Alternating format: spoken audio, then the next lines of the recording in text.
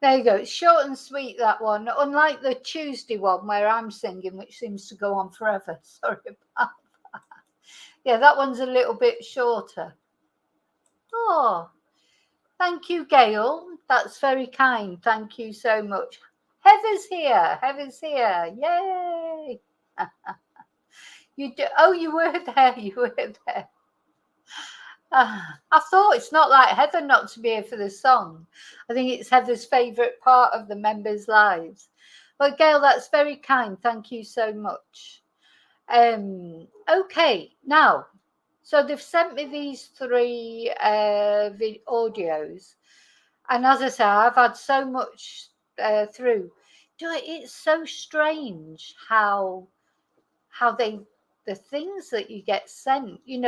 Sometimes I've sent off for things, I haven't been sent the things I've wanted, but then I've been sent other things.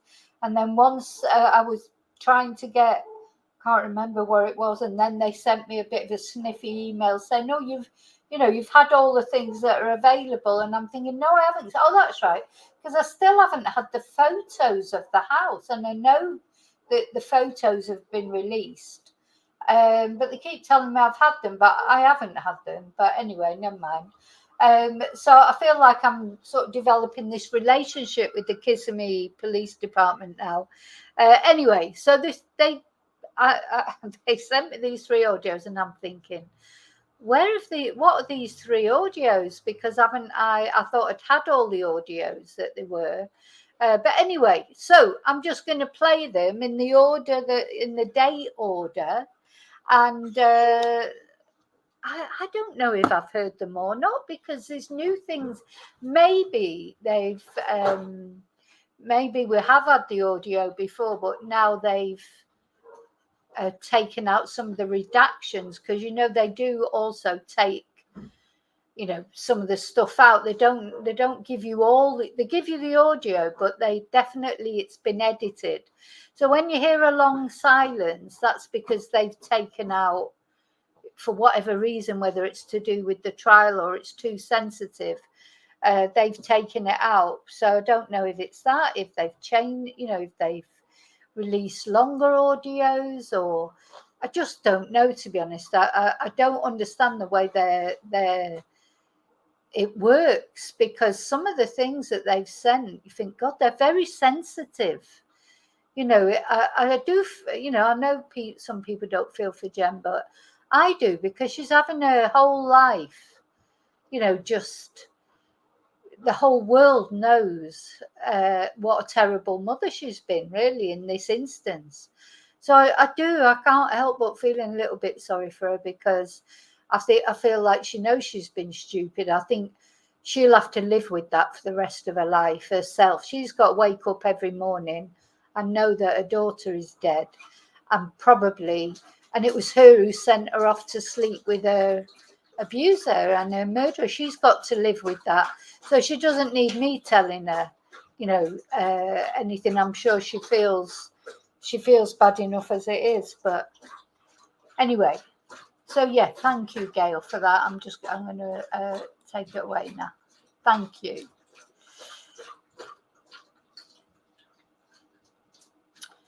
Oh, thank you, Heather. That's very kind. Thank you. Thank you, Gail and Heather, for the super stickers. Really, really kind. Thank you. Yes, maybe I will be on Jenn Soto's Christmas card list. I think I'm probably the only YouTuber that's sticking up for her in any way. I'm not sticking up for her. I think what she did was ridiculous, sending Madeline off to bed with Stefan. I do think it's ridiculous, but I honestly think Jenn is just on another planet. She just anyway. Wait till you hear some of the things that come out here. So I just want to warn people. So there is some sensitive information in some of the audio. There's quite detailed descriptions of Stefan Stearns' appendage, which is probably more information than we need to know. I didn't remember hearing that before. And sometimes, it all gets a little bit because the questions they're asking are a bit, about sex and things like that. So, if you're easily offended, you might be better off not listening to them, because sometimes, it gets a little bit graphic in that sense. And that's what I mean. It seems odd to me that all this can be, can be broadcast, across the world, really. Oh no, you're not doing that. No, no, you're going in the bathroom because we're going to listen to some audio. So so just be warned, there are a couple of things in there that are a little bit sensitive. Oh, thank you, Heather, again. Thank you. Right, let's have the first one.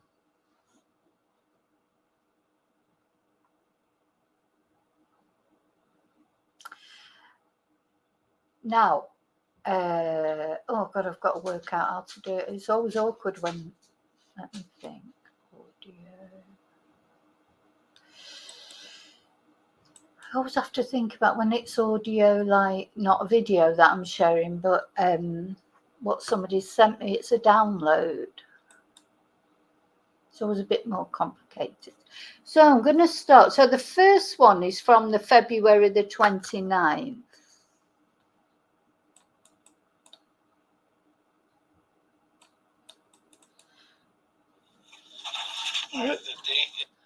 Because I do think that when it all first happened, Jenn did think it really had nothing to do with Stefan.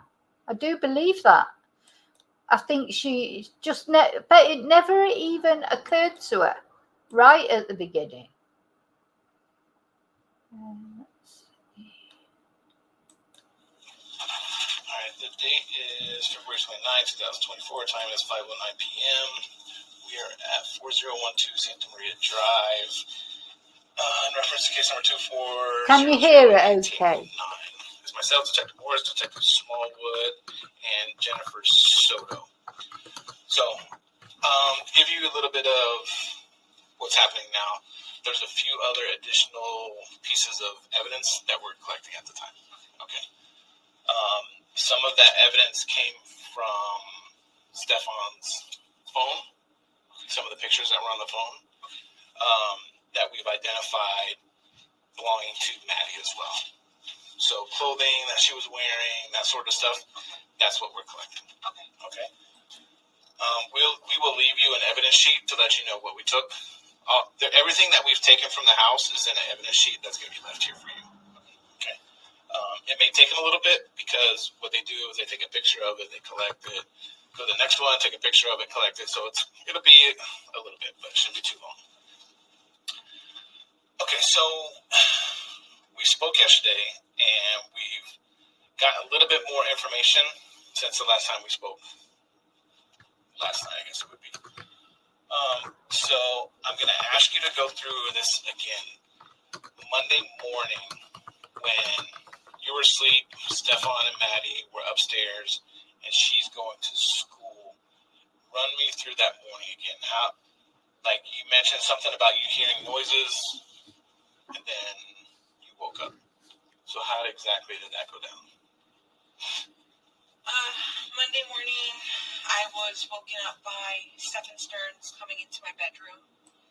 I just want to say, I've said it before, or maybe we have heard this audio before, I'm not sure, but I think that Stefan was going into her room, nothing to do with the dog. I think he was going into her room to get that other croc, because it's strange, isn't it, that Maddie only had one croc on and the other croc was in Jenn's room. So it makes you wonder, was he going in to get that other croc? Because otherwise, I don't know why he had to go into a room, really. To try to put the leash on the dog. He was saying, here, let's go. And trying to leash him up. I got up off the bed at that moment because my dog has a tendency to pee a little bit when you're too direct and you put a leash on him. You have to, like, tuck him nicely. He got leash on the dog and told me, okay, don't worry about it, just go back to sleep. And I said, okay. So I went back to sleep.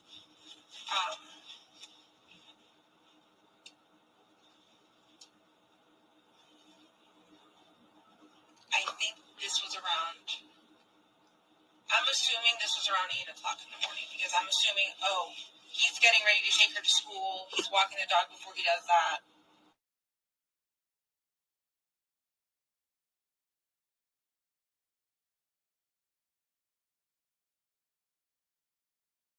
I thought I had heard somebody in the kitchen.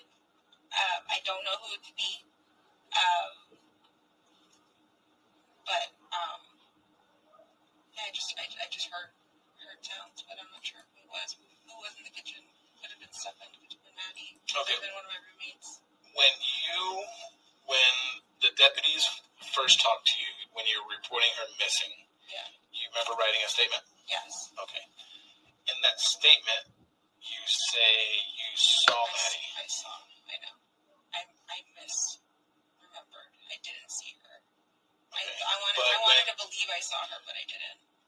But when you're talking to the deputy on his body cam, you describe what she's wearing. Because she had picked it out the night before. Okay. I told her to set up my clothes the night before to have it ready, so she was ready to go. Did you do a interview with Fox 35 recently? Yes. Okay. In that interview, you say something to the effect that you don't want her to come home. Do you remember that? No. Why would I say that? I don't know. That's part of the interview. Maybe I don't know if you listened to it or if you saw it. I haven't seen anything. Okay. Maybe when we're done with this, you can Google it to see if you misspoke. I must have misspoken because I'm not. I remember asking her to come home. Please come home. We miss you. I want you here. Like, please be safe. I remember saying that. Okay. I want to touch a little bit more, go more in depth on the relationship that you have with Stefan. Now, you said you guys have been dating for a while, and then you kind of broke up, and it's been on and off for a few years, I guess you'd say, right? Yeah. During that time, was he seeing anybody else?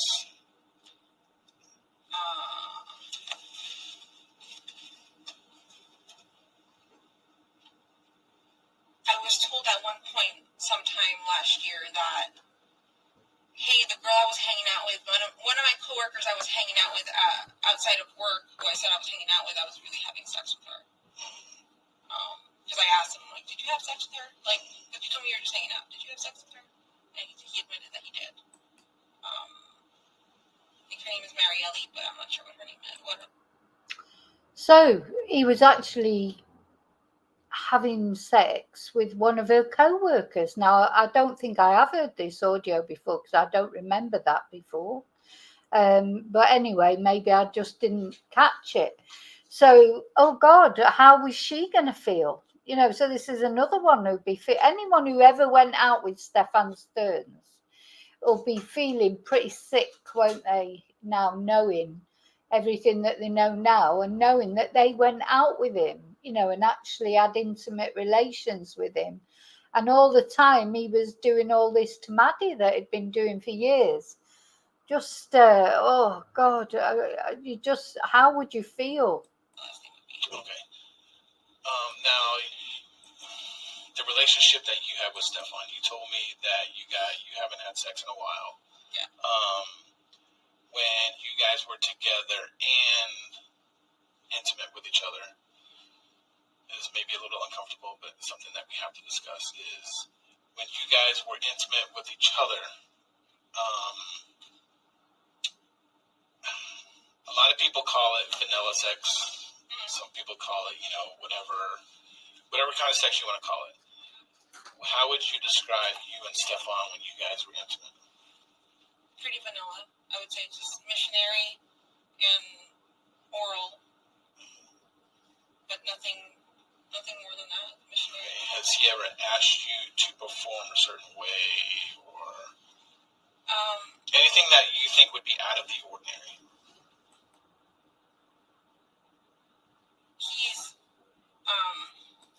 So a little bit of a warning here, because this is where she does go into a little bit of detail. Did she? I'm sure she didn't know that it was this interview is going to be broadcast all over the world. It just does seem a bit sort of awful, really. But anyway, there you go. That's the way.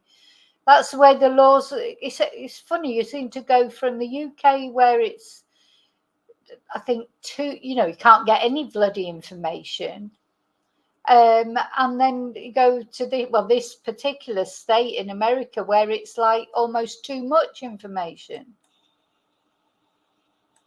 I want to say he's joked around about wanting anal sex, and like, yeah, we should do that. We should try that. And I'm like, absolutely not. No.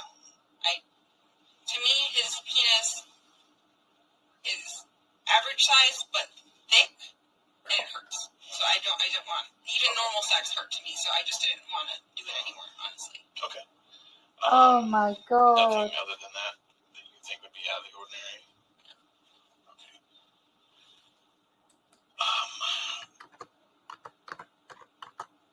All right. So he is on medication.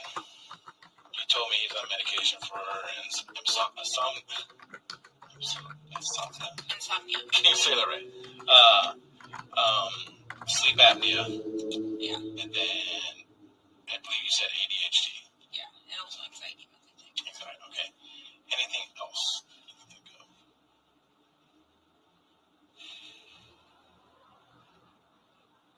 He did have, I think, a vial of, I'm not sure if it was Viagra or Cialis, but one or the other. I know he was having a hard time getting an erection or being able to enjoy getting off.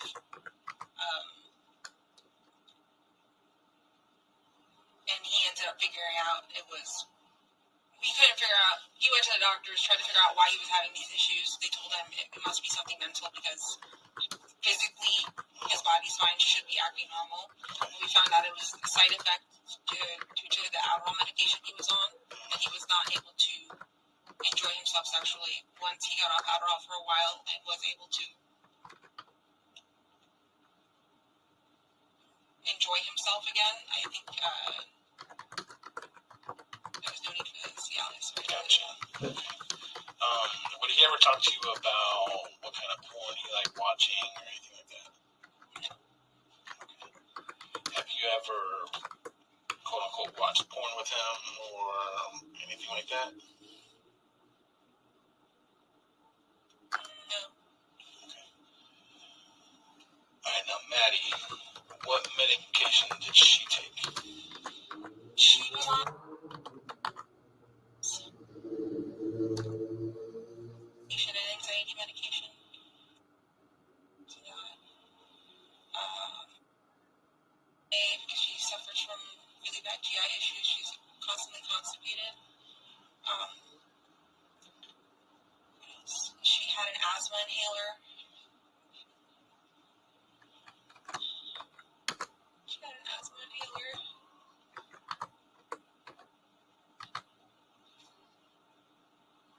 I can't think of any other ones she was on.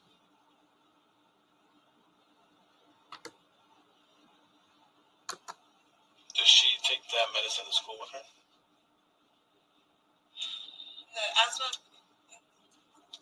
medication, yes. The asthma medication, yes. Goes to school, and the anxiety meds, we give it to her when she's at home. How does she react to this medicine? Fine. How does her body react? Fine. Okay. No side effects, nothing weird. Okay. Yeah, so sometimes when it goes quiet, something's been redacted, but I'm not sure what, because they were just talking about her. So they didn't redact it when they were saying about the size of Stefan's appendage, or when they were talking about whether he couldn't, he couldn't perform and things like that. But sometimes they redact things, and you think, wonder why they're redacting it. But anyway, just to let you know, for the ones that are coming in. And she takes it in the morning, right? It goes again. It's gone quiet again. In the afternoon or evening time close to bed. We usually won't sleep for sleep aid. That would be given to her.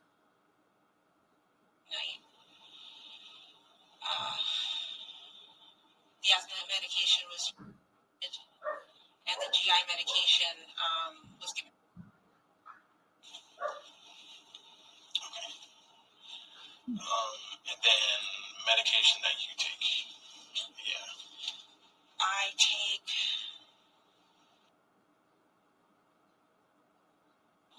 brand name for bipolar medication. I take anxiety medication.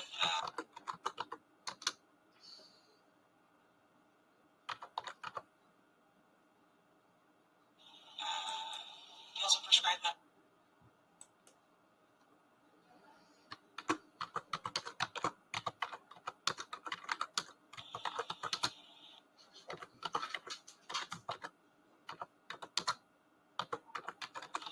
I had gastric sleeve surgery a few years ago, so I'm a bit of a vitamin deficient, so they give me some doses of medications to keep my vitamins balanced. I think that's it. Alright, so going back to the morning that Stefan takes her to school, you said you think it's around 8 o'clock when you physically see Stefan messing with the dog? Yes. Okay. And you don't see Maddie anywhere? I don't. Okay. When Maddie gets dressed for school, like now that I've seen the inside of the house, it looks like a majority of her clothes are in that little partitioned area in the living room. Yeah. Does she have clothes anywhere else? Like, where would she put clothes to wear to school the next day?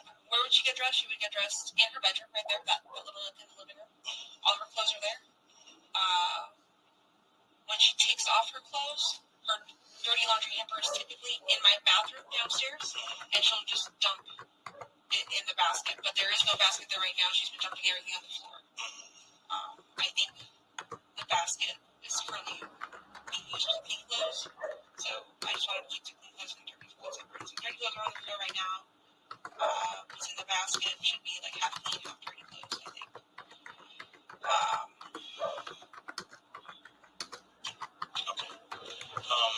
When you go to sleep, when you were sleeping that night, was your door open or shut? It is left cracked open. Cracked open, okay. Would you see or hear Maddie going to get changed?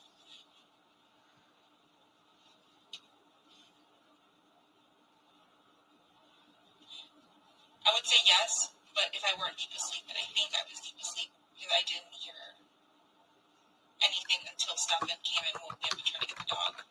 Okay, so he woke you up to help with the dog? Yeah. Okay, so you didn't hear tussling around or wrestling around in the kitchen that made you wake up to go help? No. It was him. He came directly into my room and grabbed the dog, and I got up. I shot up to try to help him. It was until later that after that is when I heard rustling in the kitchen. Okay. So he takes the dog out to the potty or whatever it may be, and he comes back inside. Do you see him when he comes back inside?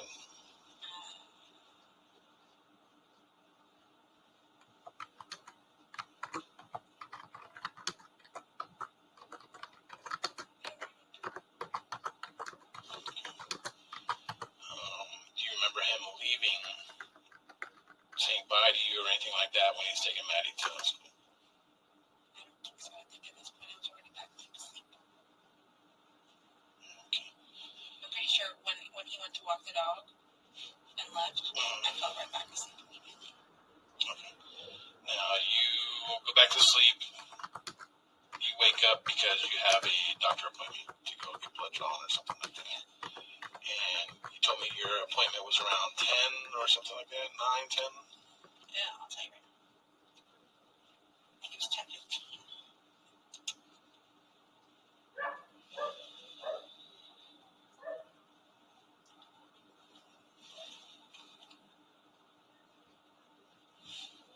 Yes, it was at 10:15. Okay. So you go to this appointment, and on your way back, did you talk to Stefan on the phone at all?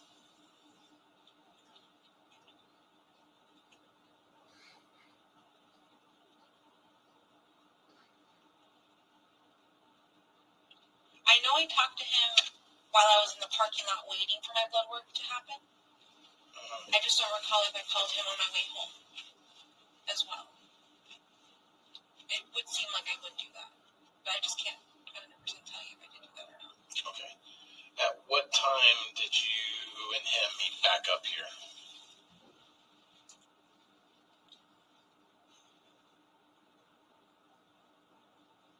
So I got back from my blood work appointment anytime between, I'll say 11:15, 11:30, so sometime around that time. And was he already here? Yes. Okay. What did you guys talk about when you got home? What happened this morning? What did you say? What happened this morning?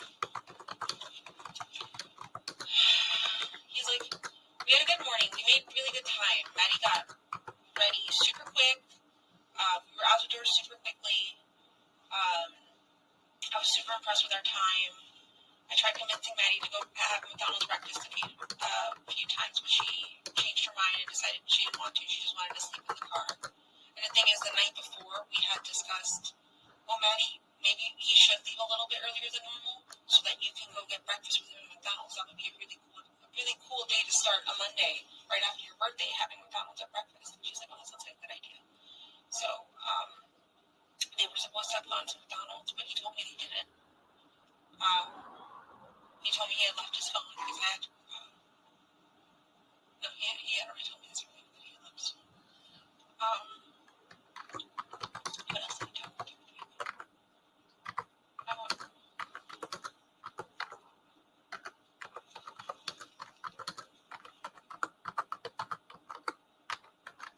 We sat in my room for a while, hung out.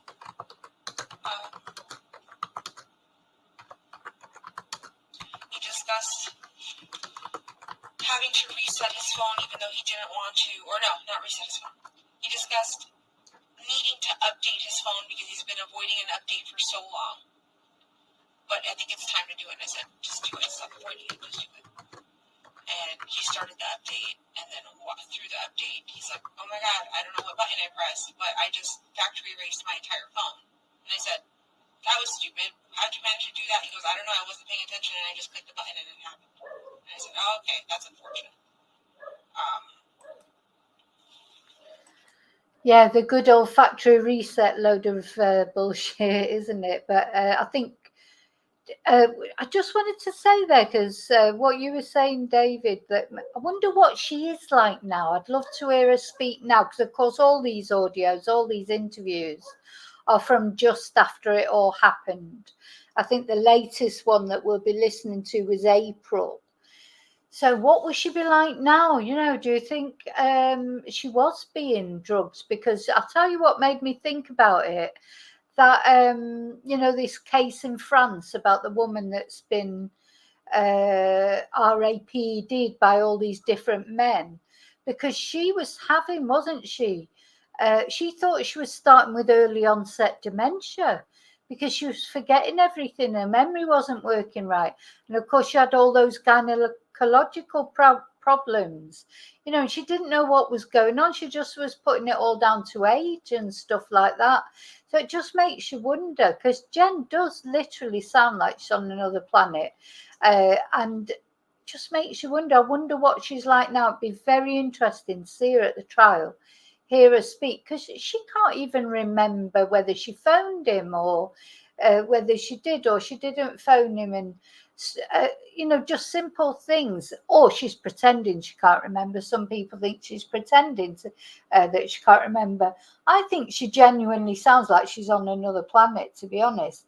And it feels like things, you know, how different will she be now? Maybe she won't be any different. Maybe she'll carry on taking all those things herself.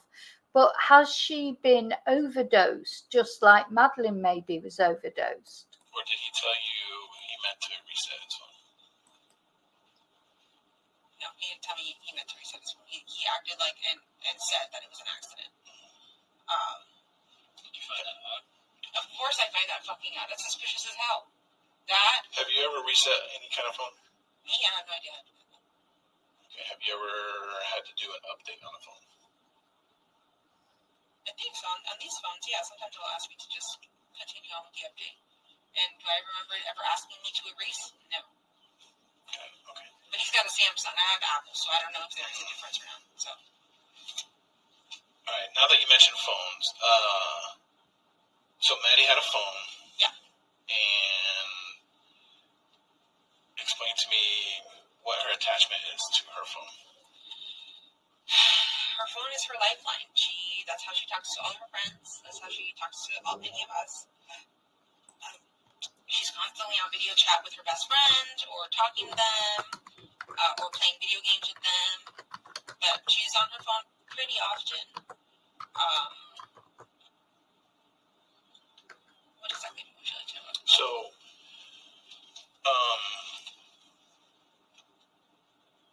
at one point you told either a deputy or officer or detectives that sometimes she leaves her phone at home when she goes to school. How often do you think that is? I would say once every few weeks. It happens a lot. Like, for me, that's a lot.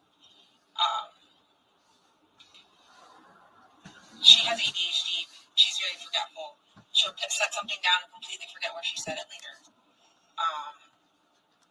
Where I found her phone was on her dresser.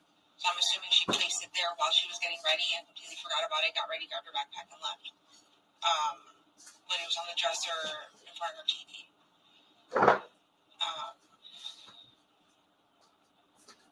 For me, that's a normal thing for her to forget her phone. Now, when she went, do you remember what time she went to bed on Sunday? I sent them to bed around 11 o'clock. Did you see him or her anytime after that other than in the morning? Or talk to them? Either via text or yell through the walls? Or... Nothing like that. If anything, Stefan may have come down to use the restroom. Why wouldn't you use the restroom upstairs? Because our roommate does not like sharing. Our roommate does not like sharing bathrooms with that, and she asked that we don't use that bathroom, or that he doesn't use that bathroom specifically. So we respected her wishes, and he's been using my bathroom this whole time. Were you supposed to work Monday? No, I'm sorry. Okay. What about Tuesday? Wednesday, I was supposed to. And you told me you work at the front desk at Coronado Springs at Disney. Yes. How long have you worked there? Less than a week. Okay. Did you work anywhere prior to that? I was a substitute teacher for Kelly Education. And how long did you do that? Maybe a month or two. Not very long. And then before that, I've been unemployed. I've been living off disability, essentially. I'm disabled. Okay. Why are you disabled? From what? Primarily PTSD. From what?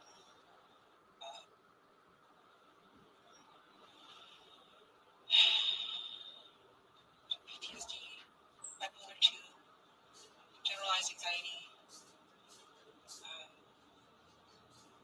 ADHD.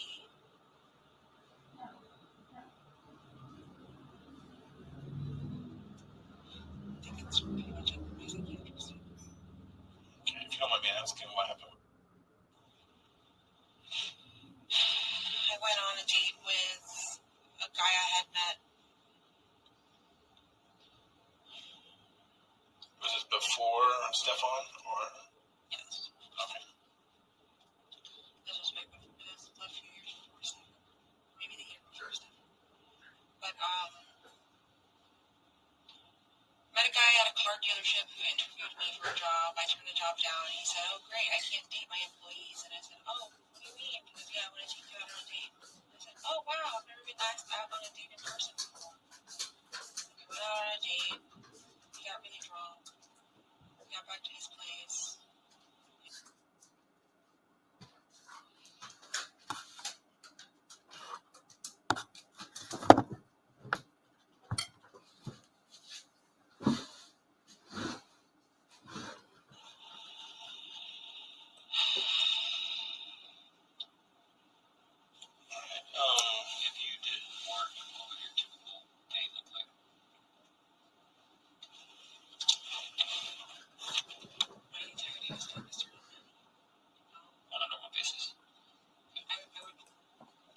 up first thing in the morning, make sure she was ready, make her breakfast, get her backpack and water bottle ready, and she's taking lunch, get her some lunch ready. This is me doing this while she's getting ready.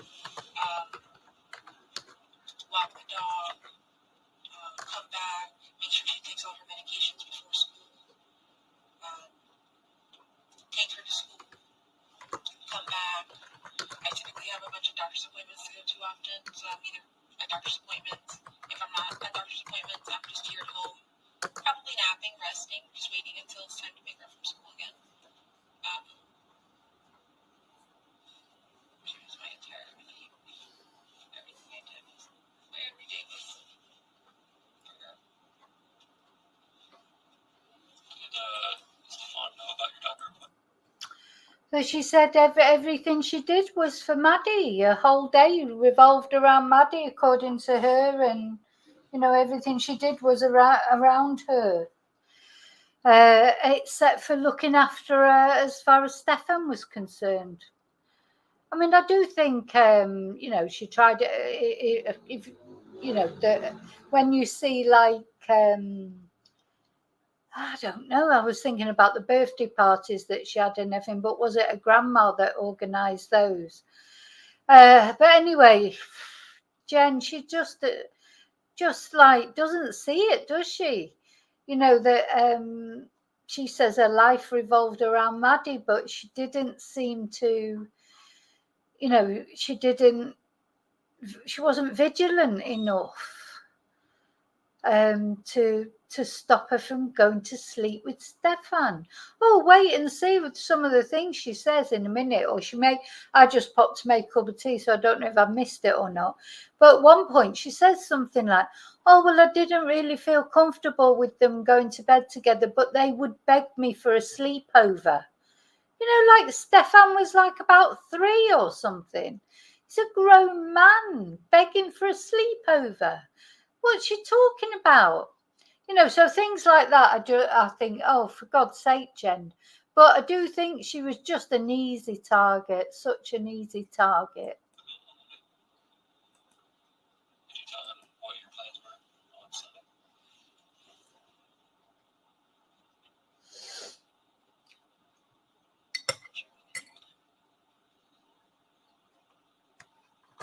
I must have told them Sunday night, or Sunday.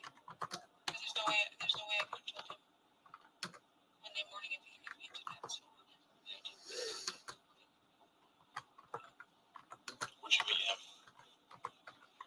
we both worked at a real estate office off of I Drive somewhere. They're called Ego Homes. I don't think they exist anymore though. Ego Home Company. I think he was a real estate agent for them or did warranty work for them. And I was an appointment setter. And I didn't have that job for very long. I got fired right after my PTSD incident. I couldn't hold on to the job at all. So when you and Stefan would hang out, say Maddie's at school, and you two wanted to hang out, or the three of you wanted to hang out, like what would you guys do? Like where would you go? Primarily Disney. We have Disney annual pass holders. We both worked for Disney at one point. Well, at least he worked there at one point. I still work there. But we go to Disney.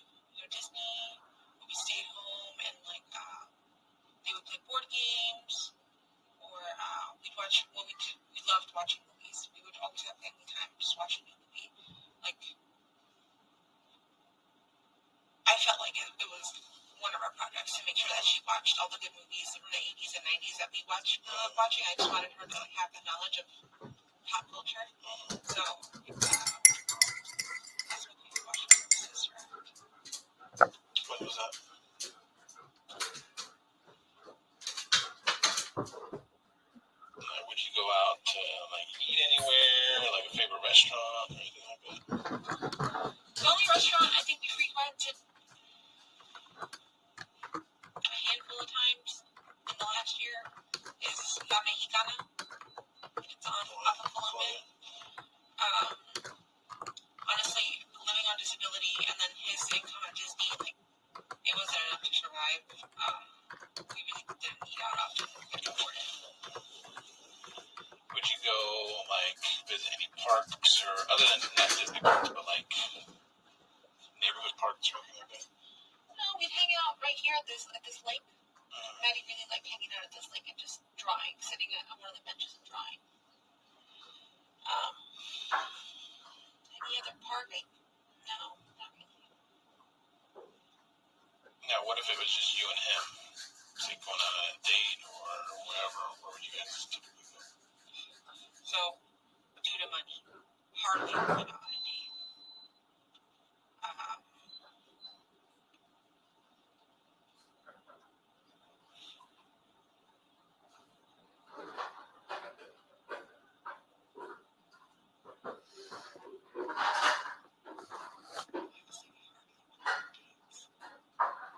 One day I can think of that we went on.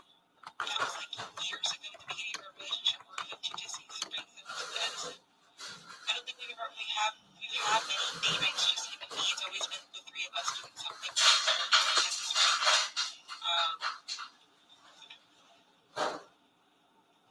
We visit Disney Springs sometimes. Not often, but sometimes. We liked that restaurant, Deluxe Burger.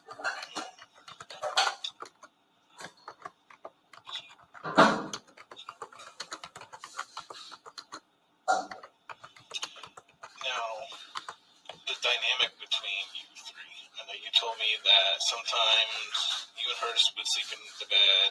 Yeah. Sometimes the three of you would sleep in the bed. And then sometimes you would send him and her to a bedroom so you could go to sleep.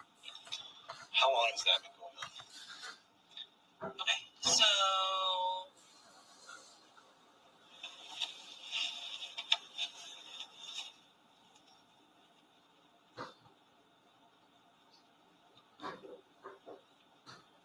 I'm going to say back in June. It was primarily the three of us sleeping in bed together all the time. And why? How did that start? Maddie has always slept in bed with me. She's always slept in my room. Only when we lived in that apartment in Northport did she have her own bedroom, and we could afford for her to have her own room. So that was the only time she's actually had her own room. Here, she's always shared a room with me. When she was a baby, she had her own bedroom here for a few years. But when she got older and we started having roommates and all that stuff, she started just staying with me in my bedroom. Stefan, during the times that we did live with Stefan, it would be the three of us in this bed down here, down in the master bedroom. It wasn't until June of last year that we had broken up, and I said, okay, I don't want to sleep in the same bed with you. Please move upstairs. And he moved upstairs. At this point, Maddie pretty much slept with me all the time. I think I can count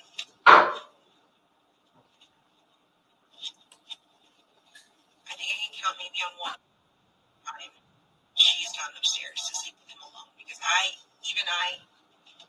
wasn't comfortable with it. I was like, no, it doesn't look right. Like, it just doesn't seem right. Like, I'm not comfortable with it. Maddie, you gotta sleep with me. And I told him that. But there were times that they begged for sleepovers. Like, please, we just want to stay up late watching movies. And I would be too tired to stay up late, so I would say, fine, go ahead and do it. But just this once, like...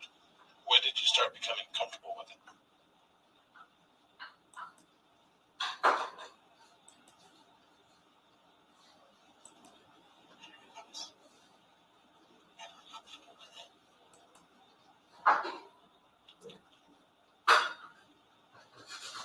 But you told them to go Sunday night to go sleep together. We did. That was a selfish one on my part. I wanted a good night's sleep. I didn't want her kicking me or tormenting me or waking me up. To hear her alarm so that it woke her up. I wanted to keep sleeping until I needed to sleep. At least she admitted it was selfish, didn't she? She did admit it was selfish. But, if she hasn't had anything to do with, everything that's happened, do you imagine how is she living with herself day in, day out since all this has come about? Thinking about if she hadn't sent him sent them to bed. That night, maybe Madeline would still be alive now. Now, she might still be, going through the other things she was going through with Stefan, but at least she would be alive, maybe, because something happened that night, didn't it? And I think later when we're listening to there's quite a lot of audio that we'll be listening to. I hope you got a couple of hours to spare. But there's the police. I mean, sometimes you can tell that the police just can't believe what they're hearing, can they? It's like they're like, he's just said, well, when did that start to become normal? Or how, you can tell that they're like, what the hell is going on here? But there's one point when they're really pushing her about Madeline's cycle. I'm becoming more and more convinced that Madeline might have been pregnant, because I just don't know why the police are pushing it so much when they're interviewing Jennifer, really asking, didn't you think it was strange that she hadn't had a period that month? Really challenging her about it in some of this audio that we're going to hear.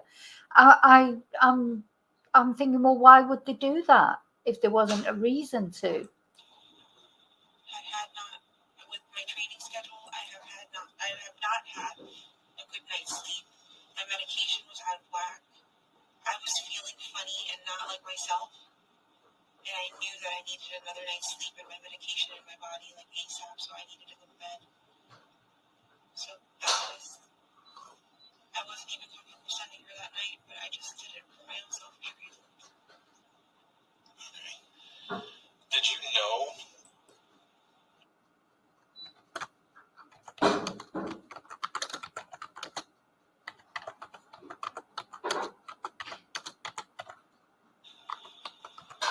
he's never said anything to you or anything about it?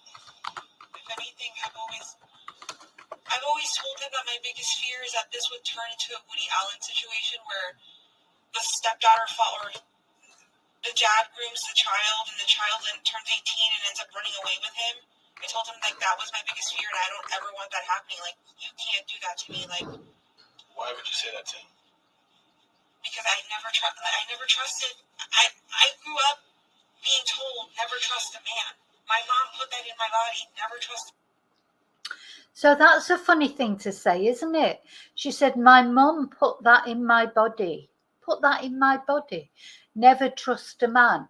And also, why then did she send him off to... If what she's saying is that what she was scared of was a Woody Allen situation, that's what she said, wasn't it? I was said to her, don't you ever do that to me. A Woody Allen situation. Not, don't you ever do that to my daughter.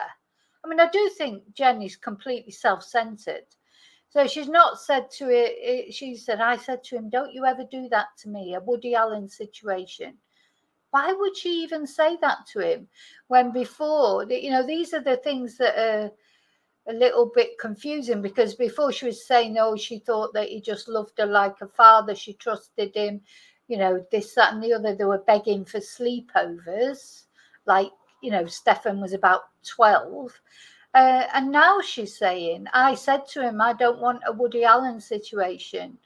But if she thought that was even a possibility, surely then she should have kept Madeline out of his bed. Oh, it is contradictory, the things she says. The man. And I do not completely 100% trust the man, but in my the logic in my head was saying, he's been in your life for 7 years, nothing's happened. He hasn't shown you anything that he's weird, or that he's done or that he's interested in her, or said anything about her body, or talked to her about her in any specific way that freaked me out. He's never said anything like that or shown me any of those signs. So I thought I could trust him, that he was safe, that he was a good guy, and that he was taking care of my baby and loved her the way I loved her. But I was wrong. Yes, because you may think he was whatever,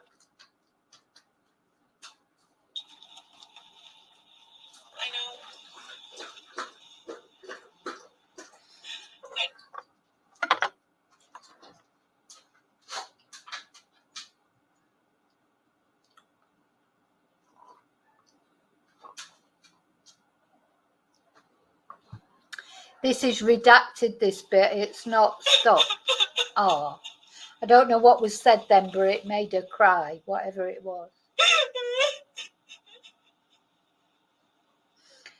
I don't like listening to her cry. So I need you to, I know this is a lot. Makes you wonder what they Monday said to her morning, then. I really need you to focus on his actions Monday morning. Okay. Whatever was redacted then, it was quite long, about a minute redacted. And then when it came back, she was crying. I wonder what they'd said to her. Because Katrina was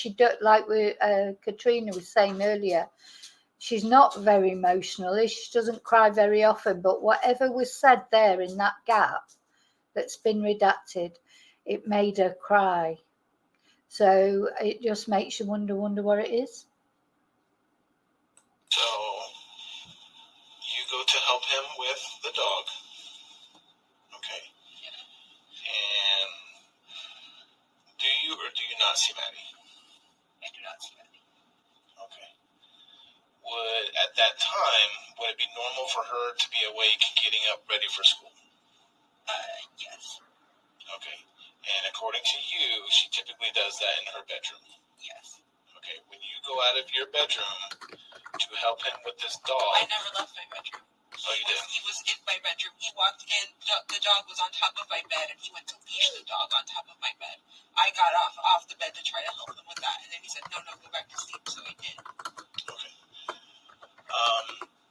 He tells you that he took Maddie to school and drops her off somewhere near the school so she could walk because she doesn't want to be seen inside of his car. Yeah. Okay, do you believe him? So, Why? because the evidence, because the photos, because of what you're telling me. Because he's clearly a liar.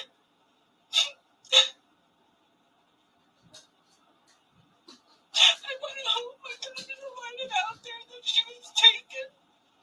But I don't know anymore.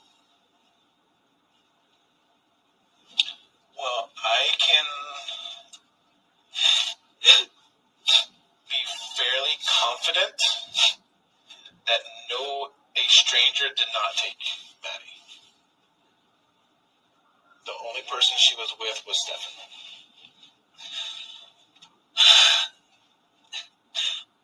Why would she go to Northport?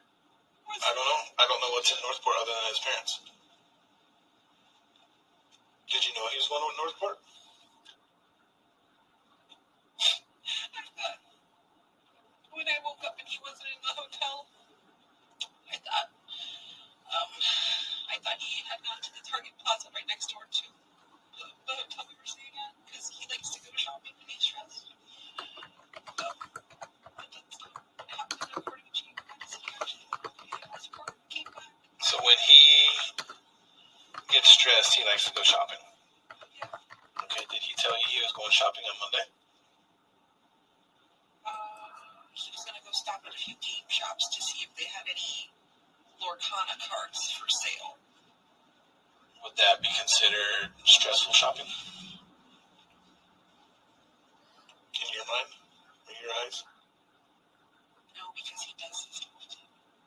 He'll want to see what stores have what in stock to see if he can afford to buy it or not. He'll go from shop to shop. He does this. He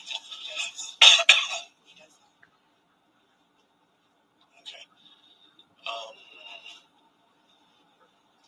So going back to it, he says he drops Maddie off and he sees her walking towards the school. And then did he tell you where he went after that? He said he drove around for a little bit, killing time, and then Killing time for what? for the vape shop to open. And then I think he told me he waited. No, he told me he waited in front of the vape shop for it to open.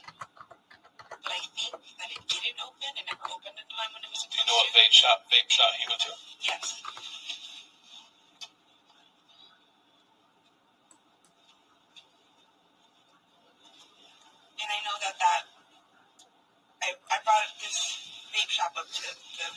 other detectives earlier, and I got to check out this location. But that vape shop is located in a plaza where it has an amp spot on one corner and a vape on the other corner. So if you guys could probably find video footage of if he was even there pulling in and out. And you know for a fact this is where he went? That's where he told me. Yeah. If it's any vape shop, it's his vape shop. And why that one? Why that specific one? He likes the brand, the e-smoker company.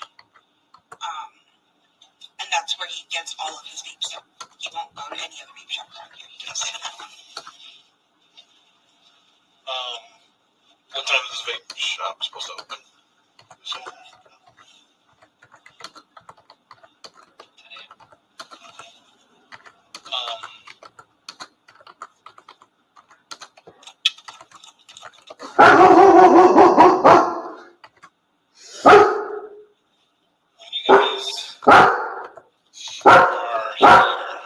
are you guys assigned? Hey. How many deals do you have? I have one. Stefan has one. I'm not sure if Angelica or Natalie have one. Is it something you keep in your pocket, or? I keep in my car. What about Stefan? I think sometimes he leaves it in the car, sometimes he brings it in with himself. Depends. Why would he bring it inside? I'm not sure. Does that seem normal to you? To bring a garage remote inside the house?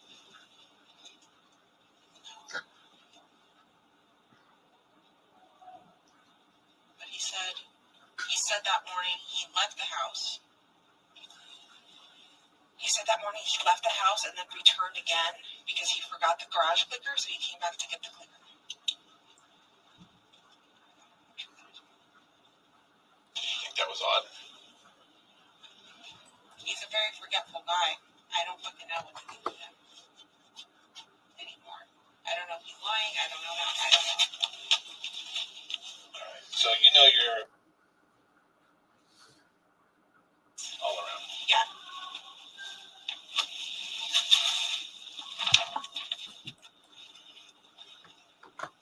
That's Maddie asleep in the car. Maddie's not asleep in the car. What do you mean? Do you believe Maddie's asleep there? She does. I don't know. We don't know where she's at. So he's showing her the photo of Maddie in the car, and she says, "Oh yeah, that's Maddie asleep in the car." And he says, "No, she's not asleep in the car." And she said, "Well, is she dead?" And then he says, "Well, we don't know where she is."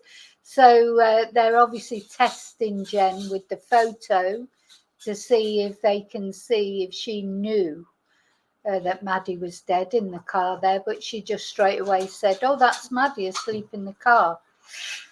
And still, of course, one of the mysteries is how did he get Maddie into the car without anybody seeing him?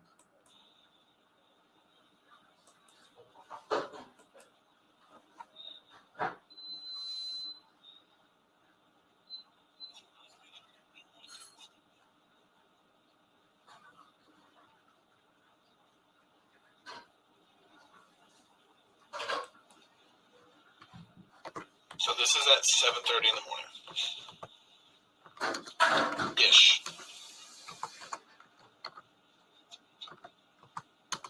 But you said you thought around 8 o'clock.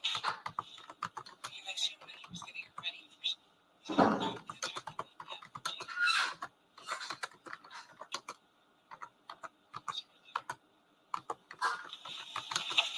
Just for the recording, this is a video from within the complex that shows the front angle windshield. So the next picture is going to be Maddie in the front seat of Stefan's car. See, right here. That's taken at 9 o'clock near SeaWorld.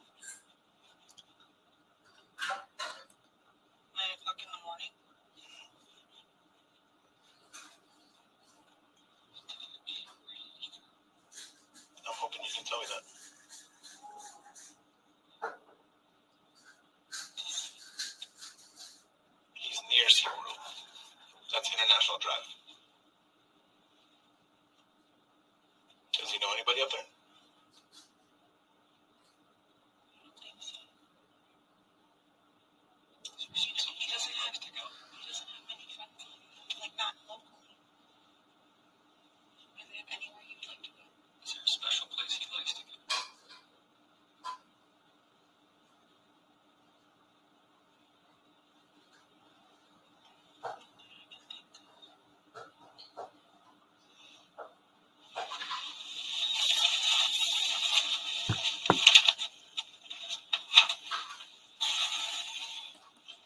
Here's another picture from the dumpster in Venetian Bay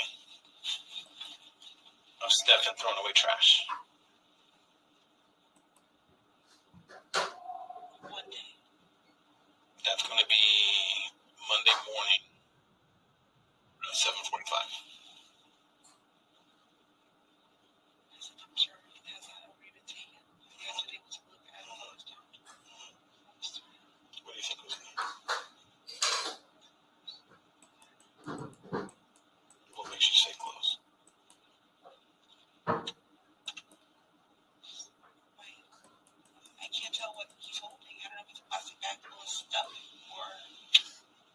Inside of that bag is Maddie's backpack, Maddie's school computer, and one of her Crocs.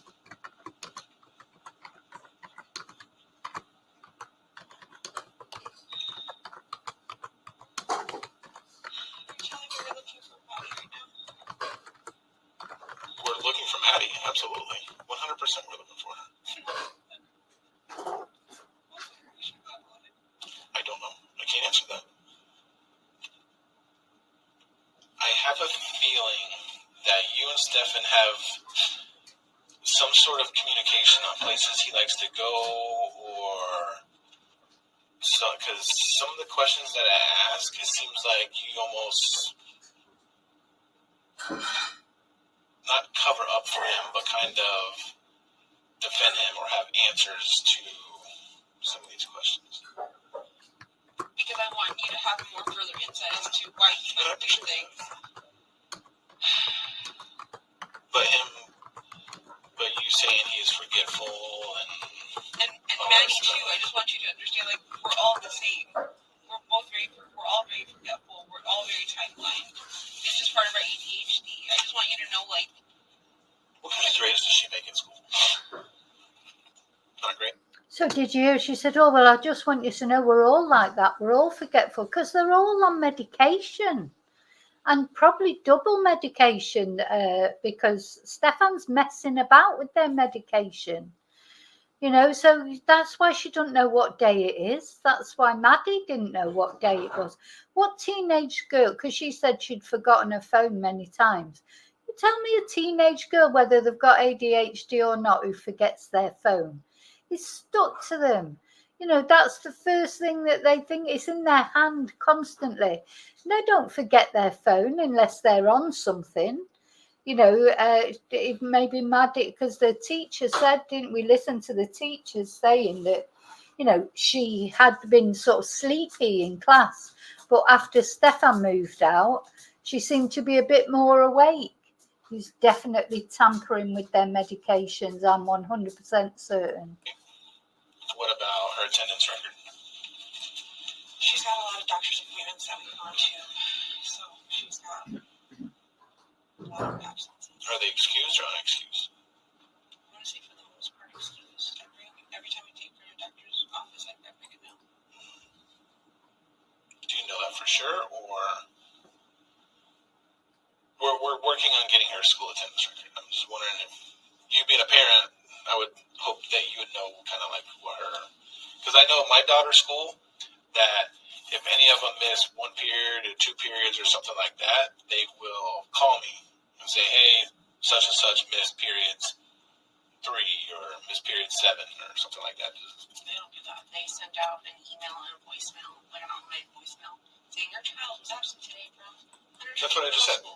But not period 1, 2, 3, and it's not early in the morning like some other states do. It's late in the evening at 5 o'clock, which is really late. Totally after the fact. Yeah, totally after. Like it's got a lot of those phone calls of her missing class?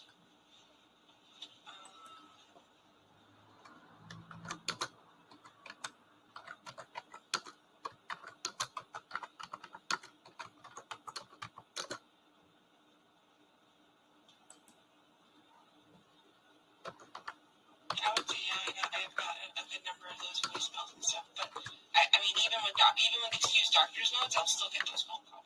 Yeah, because they miss school. Yeah. So, yeah, I've gotten a lot of those. Okay. When you say she doesn't make good grades, what's considered not making good grades? C under, C, D, F. She's got an IEP. She struggles with. She's got a few learning disabilities with reading, with mathematics. Her ADHD doesn't help anything at all. She's very spacey, very, like, she could see a squirrel and completely forget. Like, the teachers have told me, like, they'll tell her to do her work and she'll be like, oh, okay, and then can see something completely get sidetracked and then forget. And they're always on top of her. But, yeah, she's just, I forgot where I was going with this, I'm sorry. That's okay. Her grades and attendance. Oh, yeah. Her grades suffer because of her ADHD for sure. And I think that's one of the biggest reasons she got an IEP is because she's technically 2 years behind with her reading level.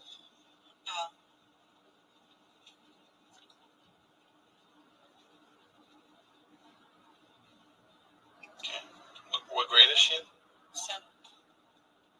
Okay.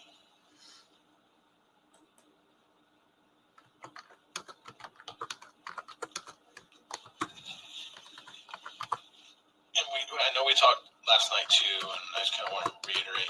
Has she had any changes in her behavior in the past few years?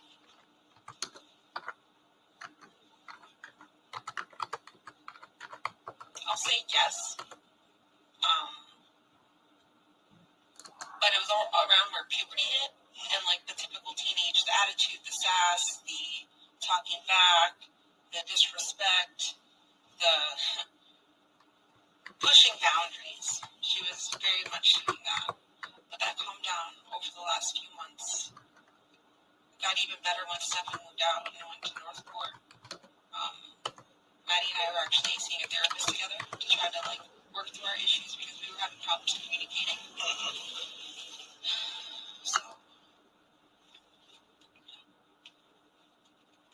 So Stefan, tell me about his. I know you say he likes to play board games and all that stuff. Is he like? What else does he like to do for fun? He's a collector. He collects. Play sports or anything like that?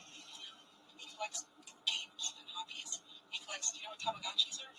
He collects Tamagotchis. He's got so many of those. He's nearly 40 years old. He collects Tamagotchis. You know, I'm sure maybe I'm just being unfair. I don't know. Tamagotchis, all those kind of things. My son liked them when he was about 8. You know, I just can't believe that a grown man is collecting Tamagotchis or whatever they're called. You know, what? And begging for sleepovers and talking about snuggling. He actually said that in front of the police, didn't he? They said, "Oh yeah, we snuggled." You know, like, he's a grown man, more than a grown man. He's not even a young man. You know, he's getting on. You know, he's not old. I'm not saying he's old, but you know, he's nearly 40. If he hasn't grown up by 38 or whatever, he's never going to grow up, is he? Collecting Tamagotchis, for God's sake. Dear, oh dear, oh dear. Digimons. God, I just can't get over it that this is what kids do. Surely she realised that. Honestly, if I met a man tomorrow and we started going out and, oh, what's your hobbies? Oh, well, I collect Digimons and Tamagotchis. You'd run a mile. Is he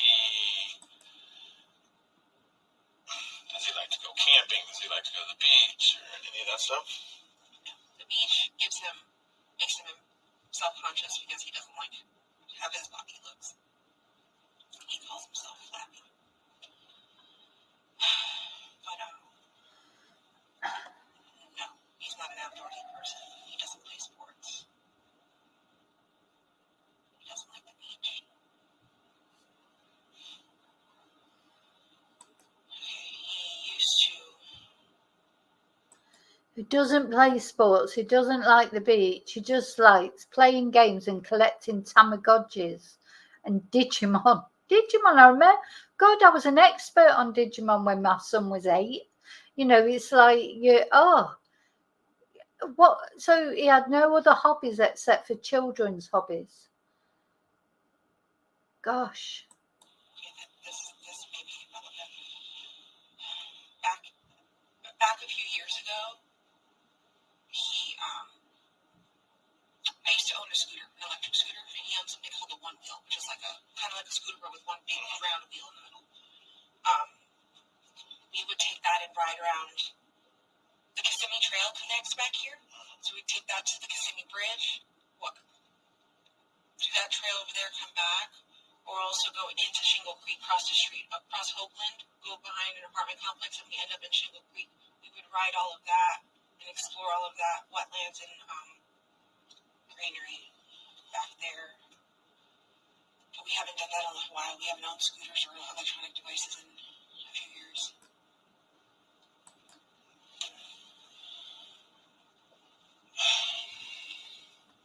Tell me about, you said there was an apartment in Northport. Yeah. Is that Stefan's mom's and dad's? Or you guys had a separate apartment? We rented our own separate apartment. Okay, where was that? Obviously Northport, but do you remember the complex name?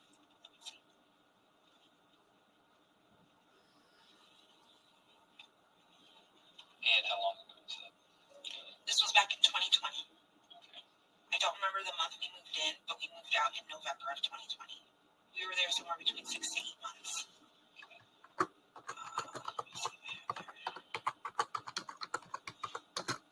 Just you three there? Yes, it's just Okay. Is Northport, I've never been there. Is it a big city, small city? I'm sorry. So the apartment we used to live in is in the town next door over. It's called Port Charlotte, Florida. Okay. That's a small town. Northport, even smaller, I would say. But Northport being more popular because it's attached to Sarasota County, so that's really Charlotte County is pretty small.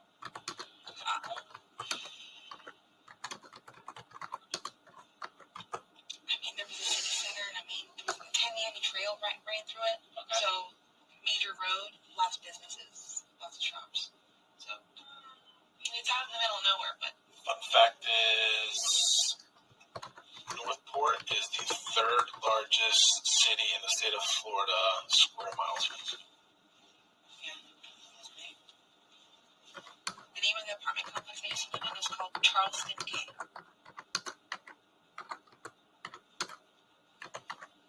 Does it still exist today? Is that still what it's called? Sure.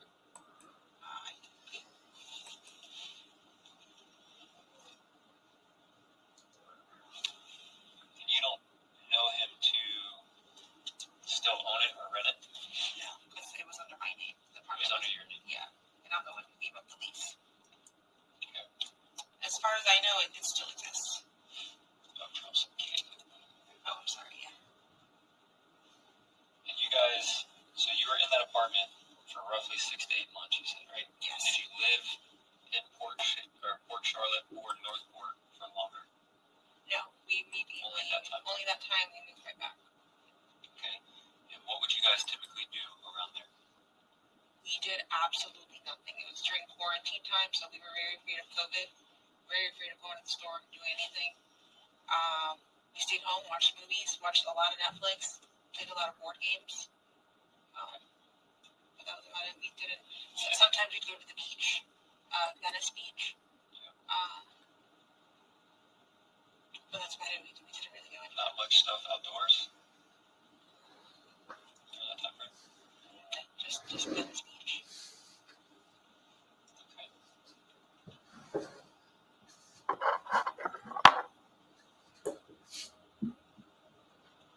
When did you realize that you went to Northport recently? Okay. So, what night was that? So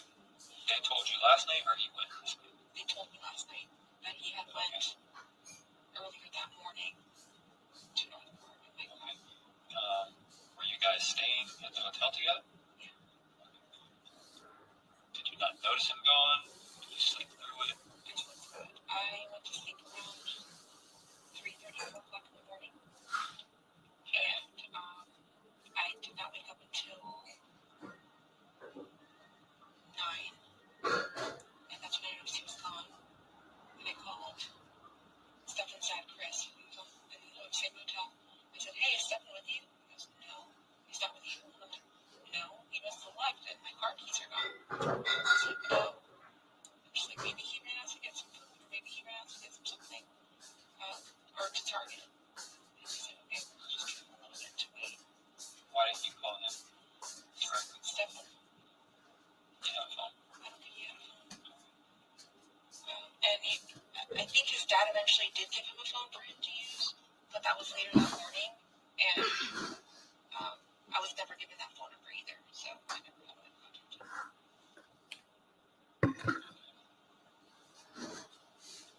Why do you think he would go there?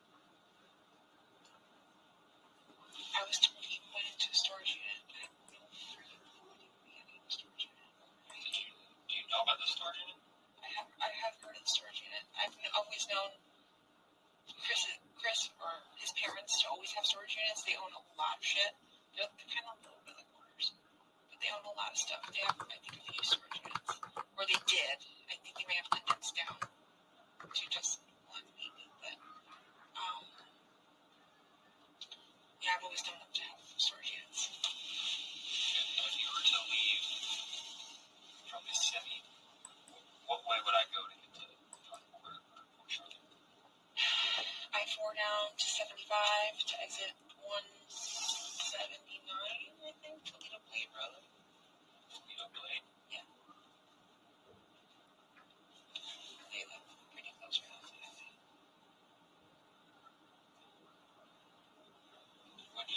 Did you see him when he got back eventually? Yes. Did you ask him?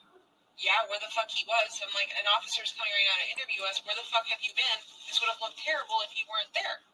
And he's like, oh, I'm so sorry. I went out to go get some food, and I found a Wawa, and then I got turned around, and I got lost, and then I made my way back here. And we're like, oh, okay. Not fucking thinking anything other than just believing him. I feel like so stupid because I don't know how long. He's probably been lying to me about the stupidest shit for the longest time. Like, So he said he went out to get food. yeah. And he came back with he had a cup of from Wawa. He was drinking a drink. Do you remember what time he got back? Like 11:15. Yeah. Okay, so you were up around 9ish, you just told me? Yeah. So from the time you were up by the time you got back, roughly 2 hours. Yeah. And he came back with a Wawa cup. Yeah. That was it? Yeah. So during that time frame, he told you he's been lost, got turned around, essentially. Yeah. He had no way. He didn't have a phone. He didn't know how to get back to the hotel room. That's obviously bullshit. Did you tell him that? No, but no, I'm speaking as from what I know right now. That's obviously bullshit. From what I was told by one of you guys, or from what I kind of calculated, he must have left the house in order for him to make this round trip to Northport and make it back by 11. He must have left 5 to 6 hours ago. So I'm just like, that makes it like 4 o'clock. 4 o'clock, I don't know, something like that. I'm just like, so he waited for me to fall asleep and then he left. And you said you went to bed around what time? 3:30, 4 o'clock. 100%. He waited for me to fall asleep and he fucking left. Okay, I get that part. Are you 100% that you went to sleep around that time? Oh, that's what you're asking me. I thought you were confirming me like 100%. I'm trying to see if there's any way I can like.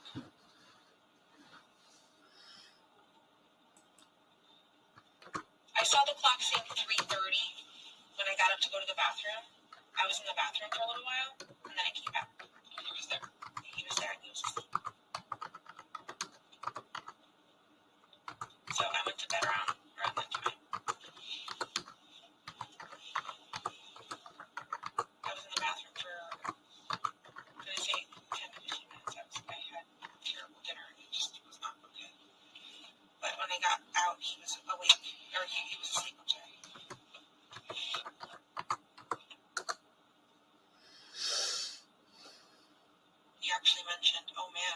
up really early this morning, around 4, and he mentioned waking up around 4-ish because he had really bad diarrhea and used the restroom. He mentioned that.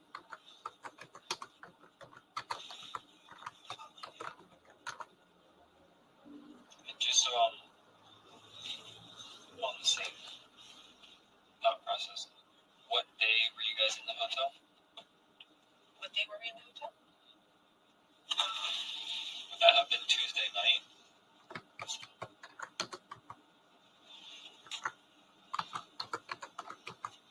Really late Tuesday night, so I think it was technically Wednesday morning when we checked into the hotel. It was really early.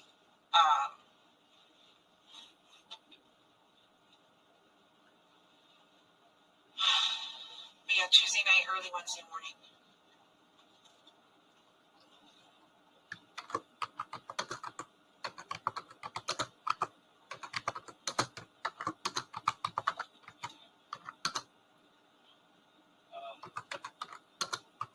I want to divert a little bit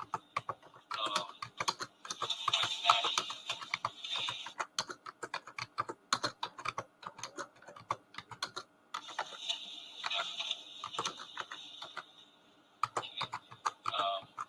Did she disclose to you about her, has she had a period yet, you know?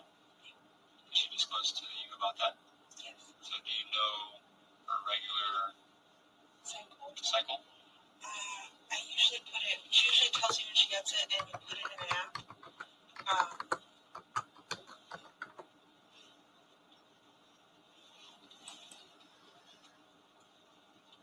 I must have missed it this month, or she must have not told me this month when she got it, but I have it. So this is where the policeman starts asking about Madeline's periods, really goes into detail. Now, I don't see why there's any reason that they would be asking that unless she was pregnant. Why would they be so interested in what Jenn knew about her periods, etc.? It's got to be a reason why they keep pushing this, you know. Written down when she got it back in January. When should she have had it this month, roughly? The beginning of the month. She got it January 1st. So it should have been around the end of February. January 1st of February. Yeah, exactly. Okay. And was she pretty consistent on telling you? Yeah, she would tell me when she would get her period. And then she actually also tell me every time she used the restroom. Like, success. Like, cool.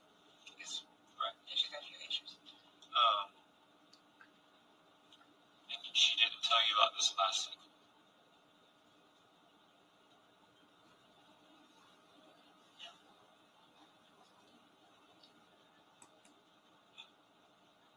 Yeah, she didn't tell you about this last cycle. Something significant there, isn't there? What do you think? It's got to be. Why is he pressing so much about this? You find that odd?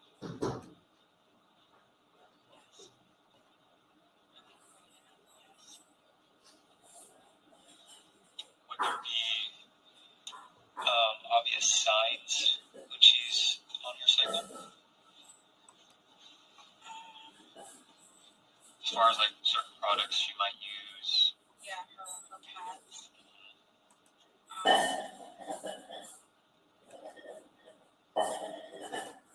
With Jenn, you can almost hear the penny dropping, can't you? You know, because honestly, I do think her brain works so sluggishly. It's like you can actually hear the penny dropping with what this policeman's getting at. Because why is he pressing all this? Did you see the signs? Would you know if she was on her cycle? You know, were there any signs this time? Definitely reason for that. The pads she would use. I would get her a box every 2 cycles or so. One box would last her 2 cycles. She would typically complain of her breast hurting, having terrible cramps.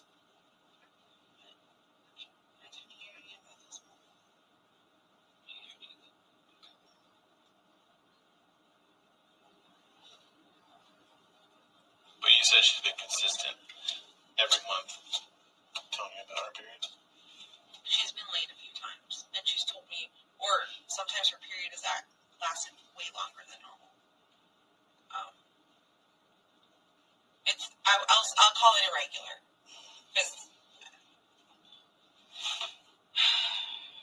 mine was irregular when I was younger too. So I just assumed just her body working through it, trying to regulate itself.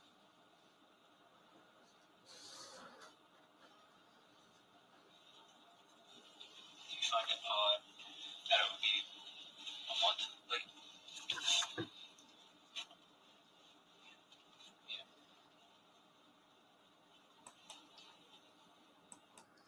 He's still pressing on it, isn't he? Do you find it odd that it would be a month late? Why is he, so that's about 5-10 minutes now. He's been asking her about that.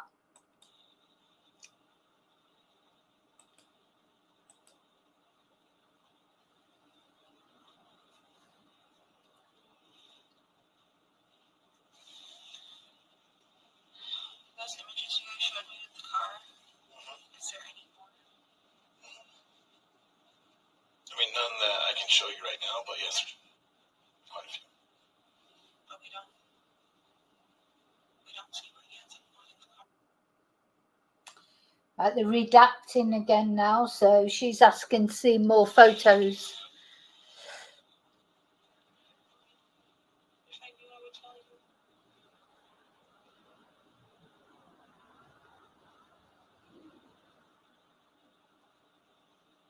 What general direction did you say he headed in? He's all over the place.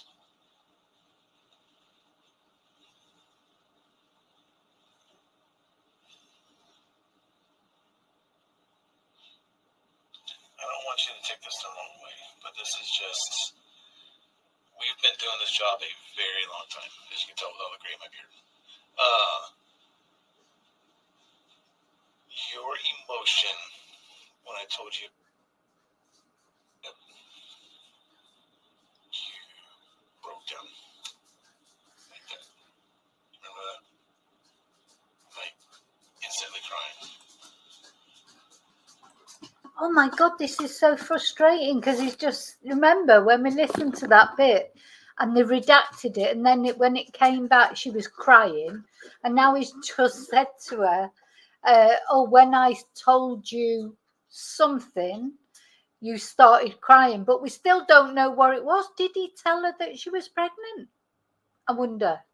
Do you think that's what he might have said to her? Maddie was pregnant. Is that why she started crying like that? We won't find out till the trial, will we? But when you talk about her possibly missing, or God forbid, deceased, that emotion changed. So when I told you, Here we go again, redacted again. broke down and started crying. Okay. But then when I showed you the pictures and said that she may not be asleep in those pictures, your emotions changed. I don't want to believe it. In my heart, I know you're showing me what you're showing me, and you're telling me he threw away her backpack. And I want to assume the worst. I don't want to assume the worst. I want to assume that she's still alive, that she's out there, that he's hidden her somewhere. But with what you're showing me, it feels like we're looking for a body. I'm just in shock.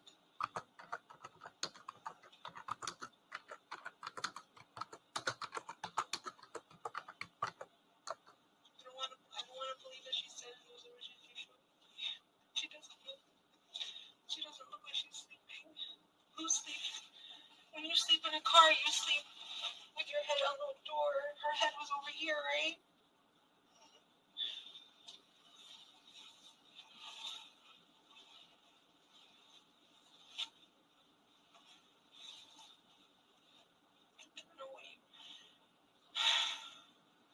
I say or do, or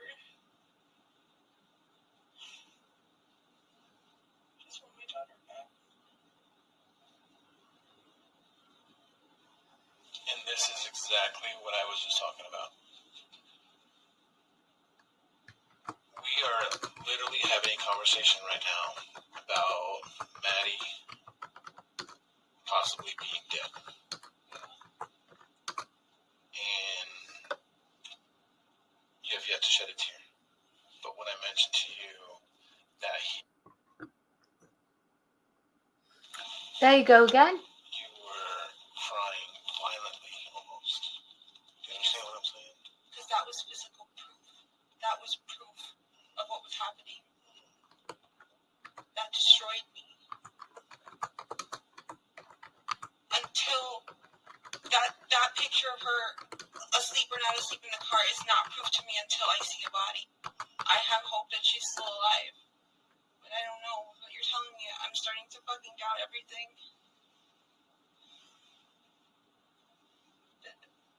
I can't tell you why I broke down over one, and I'm being really serious now.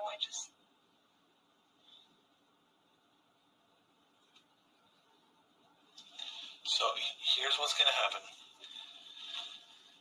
Starting tomorrow, it's already started. But tomorrow, there's going to be information being released between our department and Orange County's Sheriff's Office. Is that now this entire investigation is the Kissimmee Police Department's investigation. I think I told you that last night. Okay. Right now, we are probably going to start working this case as a homicide.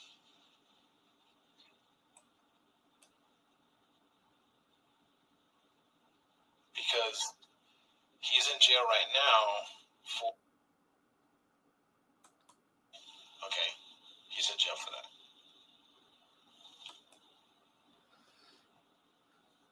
But we believe he possibly has done something to Maddie. And we want to know where he would possibly go.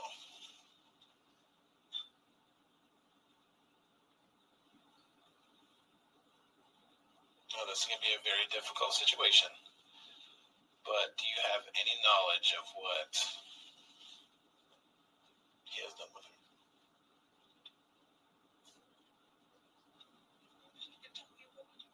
I have no idea.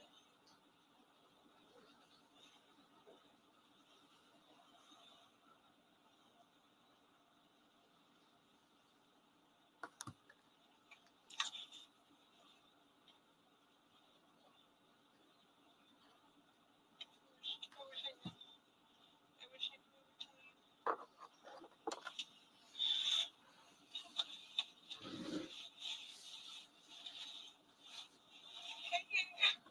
Having it research the office, that makes it official for me.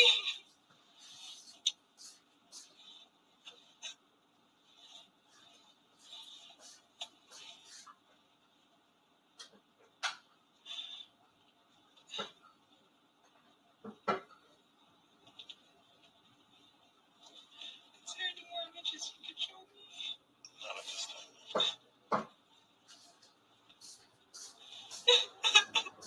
I mean, through it. That was a bad thing that's happening.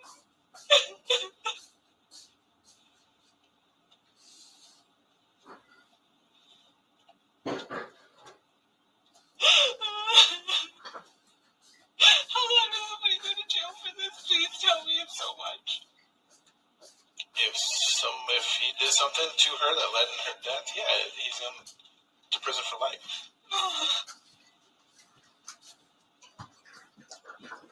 He's probably going to prison for life.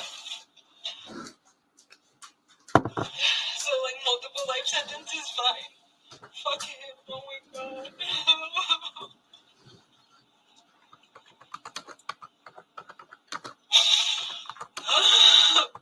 Has he tried reaching out to you from jail? No. Has he tried reaching out to anybody from jail? I don't know. I talked to his dad earlier, but he didn't share much information. I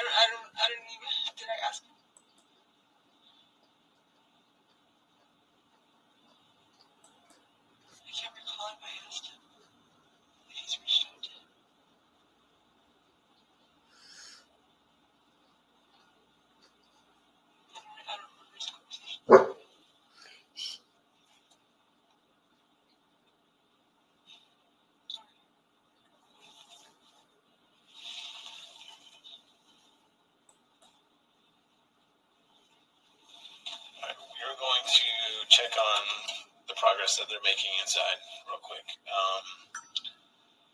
he tell you where she's at? I haven't spoken to, like, since when, like, in the hotel, no, never. We need to find her. I know. I wish I knew where to tell you guys to look. Fucking wish. Could you show me, like, a map of where around town he was so I could point out maybe this, maybe this, maybe this?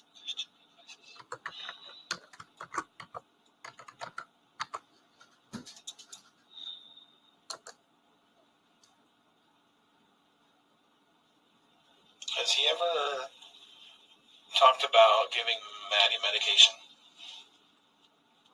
Like any of his medication?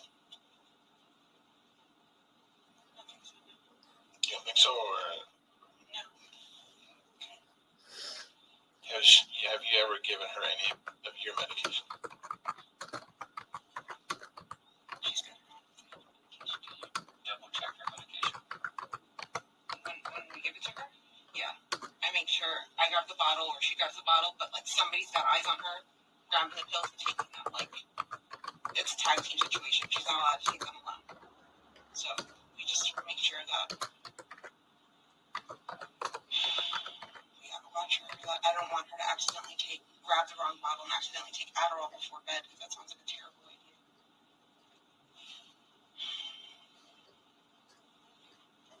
How long have you guys lived in Osceola County? On and off for 12 years. What about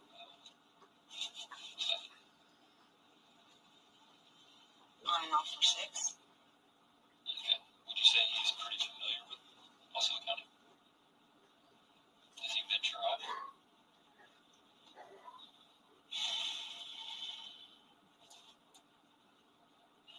No.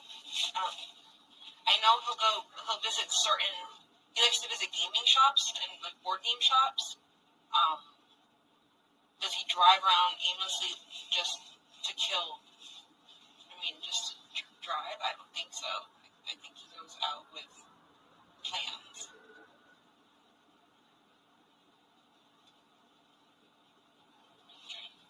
Does he have close friends that live here? In Central Florida.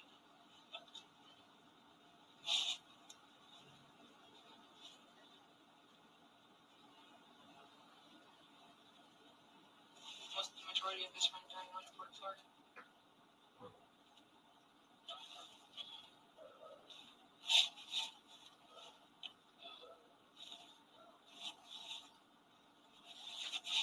Does he go with cars? Is he good with cars? Would he know how to change oil, change a tire? Supposedly he said he changed a tire on Monday and hurt himself. So I don't know how good that makes him.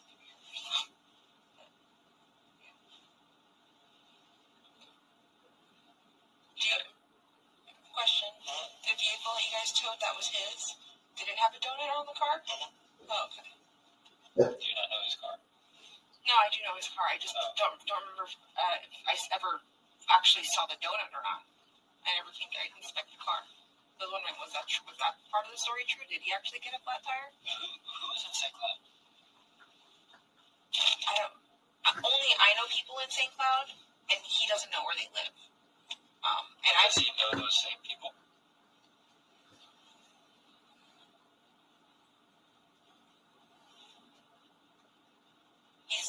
He's met him before. I've talked to them before when they've come over here. Okay. Where do they live in St. Cloud? Off of Old Canoe Creek Road.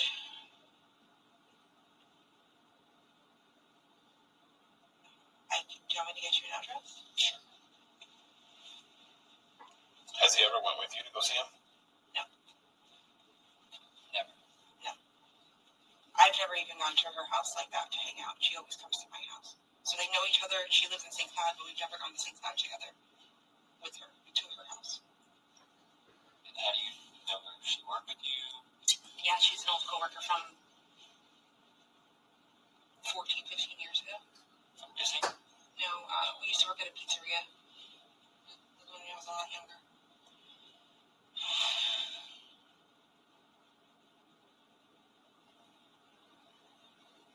Are you texting her? Would you like me to call or would you like to text?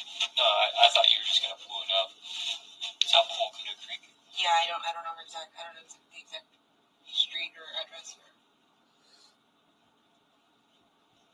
I want to say it's actually. I pull up a map.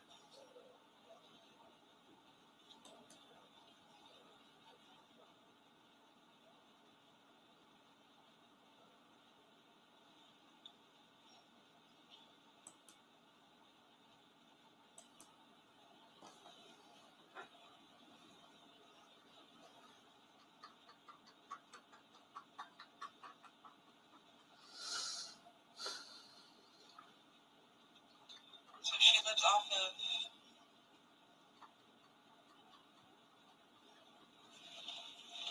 this road right here, Nolte Road in St. Cloud. That's 182 right there. It's called Canoe Creek. Nolte, she lives around there. Would you be able to point it to me?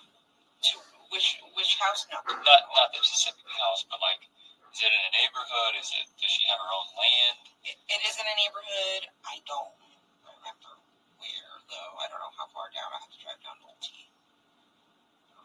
Are you familiar with Nolte? No. No. No, I think I've only dropped her off at her house once. You dropped Maddie off there? No. My friend. Oh, your friend.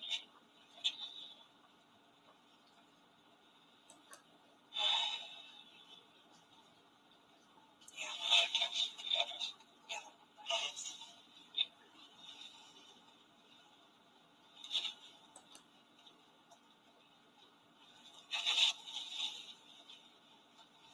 And what was her name? Michelle Michelle. Mason. MASSON. 2 S's. The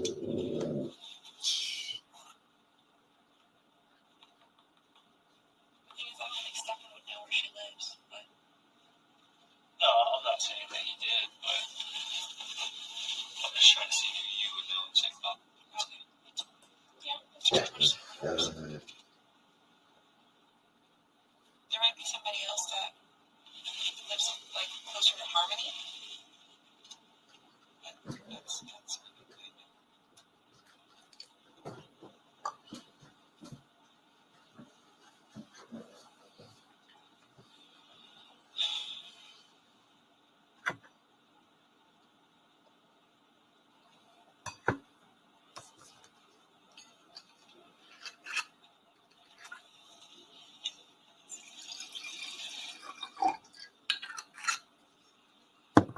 What does it say?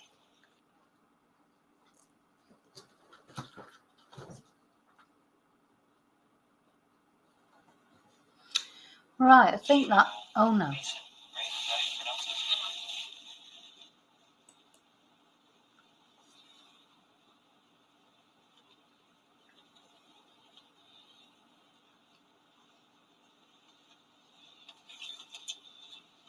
What part of Nolte?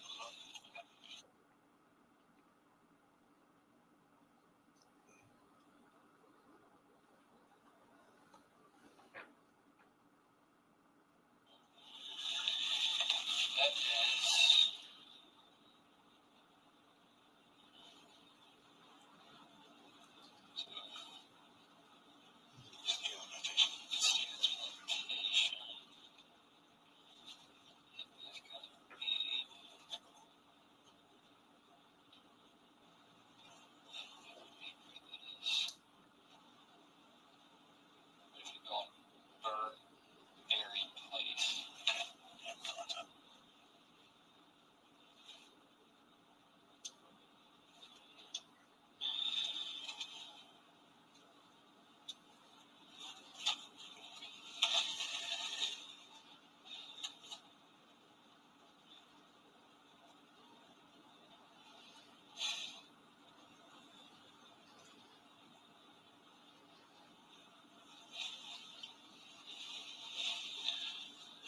Well, we're gonna check, see how they're going on inside.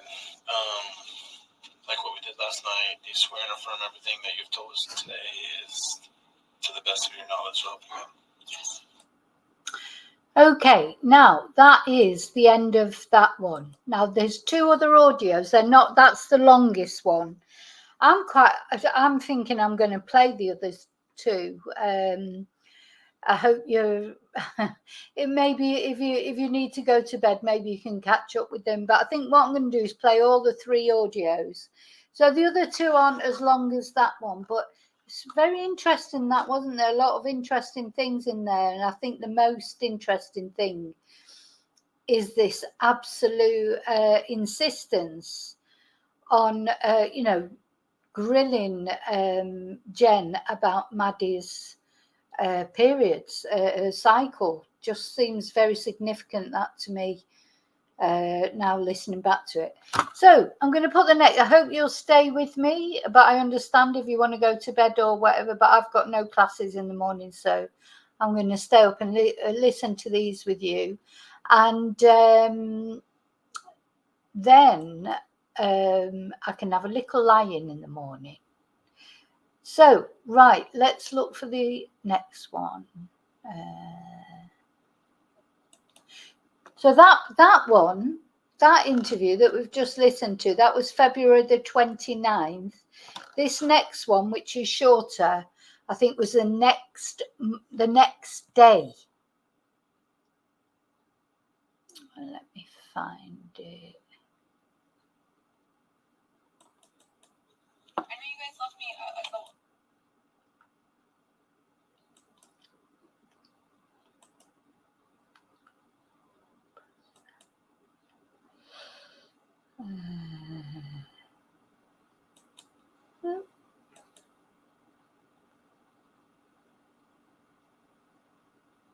Hang on, I've just got to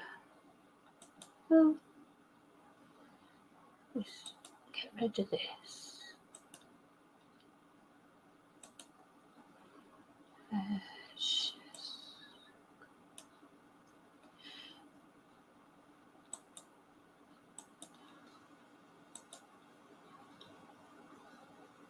Okay, so we're going to listen to the next one.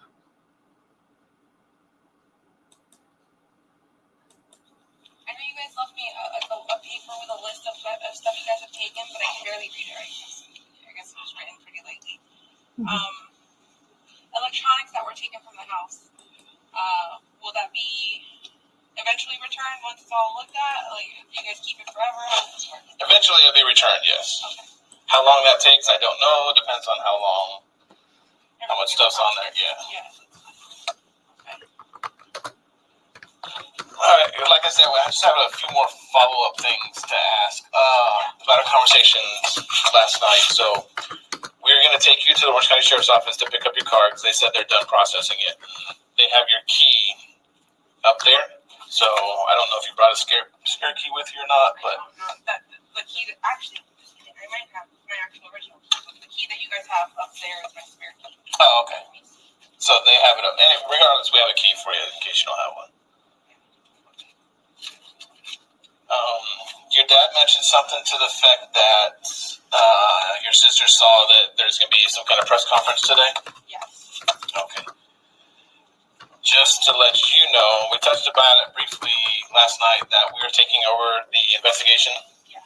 Okay. And when you say we, you mean homicide? The Kissimmee Police Department. Oh, okay. So, but to answer your question, yes, we are now working this as a homicide. Yeah. Okay, because we have strong beliefs that Maddie is deceased.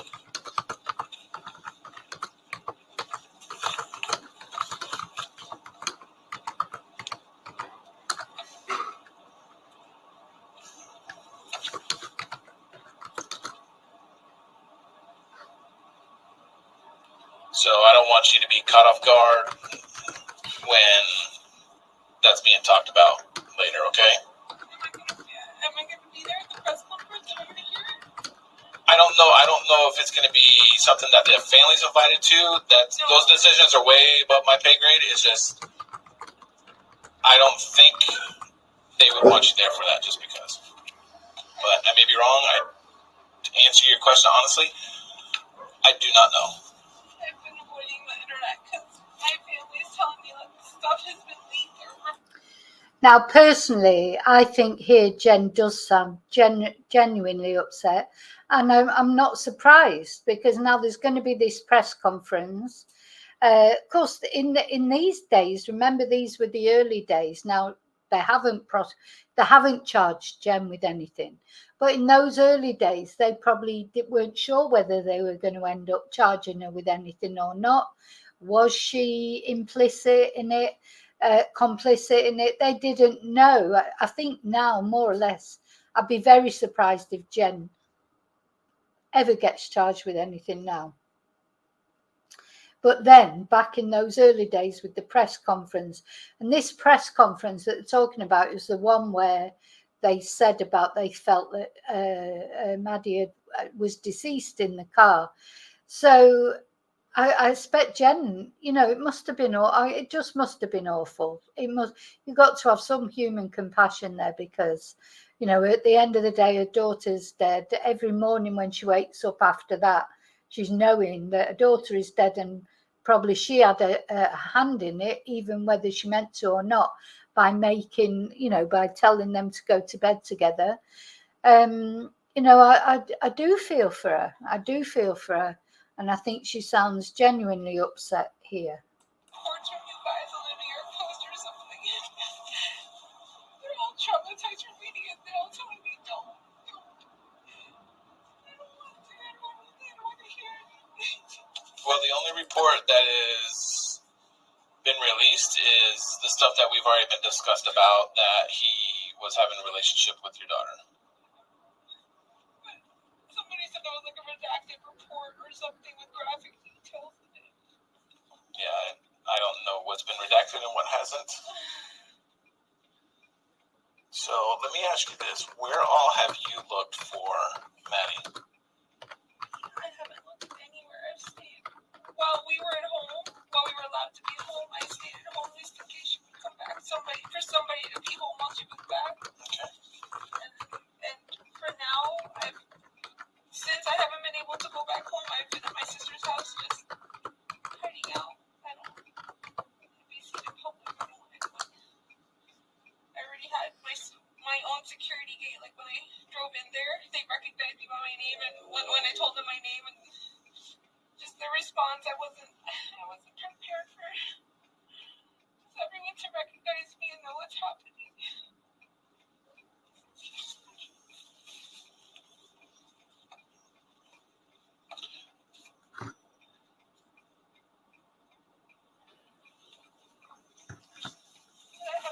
Back to your question, I haven't gone out looking for her because I don't know where to search, and the only place I thought of where to search would be Chico Creek behind her school because the whole woods comment, but you guys have been doing that, and I didn't want to get in the way of that.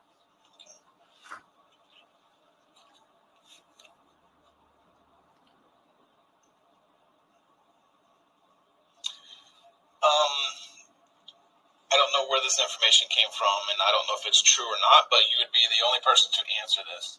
Does Maddie have any siblings? Maddie has a half sibling. No, just kidding. She's got a step sibling. I was married once upon a time, and Yeah, that's the funny thing she says sometimes. When she says the wrong thing, she goes, "Oh no, just kidding." Instead of, "Oh no, sorry, I've said the wrong thing." She says, "Oh no, just kidding." She has some funny expressions. I can see how her and Stefan ended up together because they're both like kids. She's like a bit of a kid, really. "Oh, just kidding." You wouldn't say that, would you? So she has some odd expressions, Jen. So, but I do feel that she was genuinely upset there. But anyway, we'll see what she says. We raised our girls together for about 4 years. That's what she would consider her sister. Okay. Do you know what his dad's name was? Stephen Young. Steven? Yeah. Where does he live? In Colorado, but they actually flew in to be with me. So they're here in town right now. Okay. Do you happen to have a phone number for him? Yes. And what's the daughter's name? Ashlyn Young. ASHLYNN. How old is she?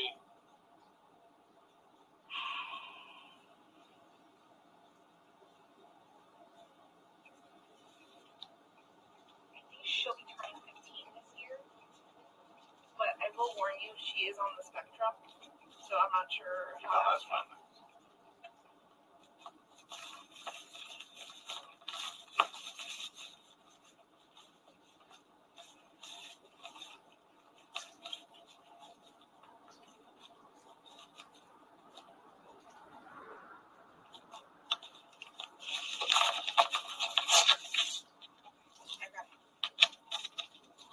Okay.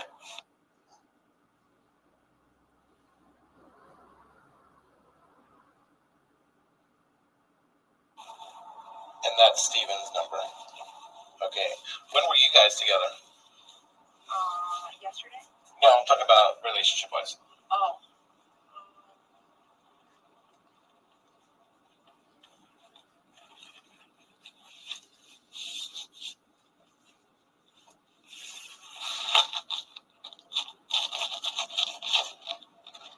So from 2013 to 2017, got married in 2015. And did you guys live in Kissimmee at the time? We lived in my Kissimmee house for a while, and then for a while we lived separated, where I lived in Kissimmee and he lived in a house in downtown. I know we were just seeing each other back and forth. Gotcha. This may be a dumb question, I'm going to answer it anyways. Has Stefan ever been around Steven or Ashlyn? Yes. Yes. Yeah. Where?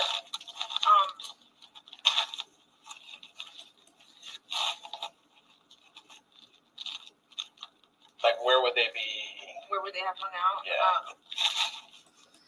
So that's worrying, isn't it? If Stefan has been around Ashlyn as well, I expect they've been and interviewed her to see if there's anything strange went on there. I'm gonna say at Steven's house, when he lived in Williamsburg, by SeaWorld. Okay. I remember one instance where we all went trick-or-treating together. But I'm not sure how many times we all hung out as a group. I know he knows him and they've met each other and all that stuff, but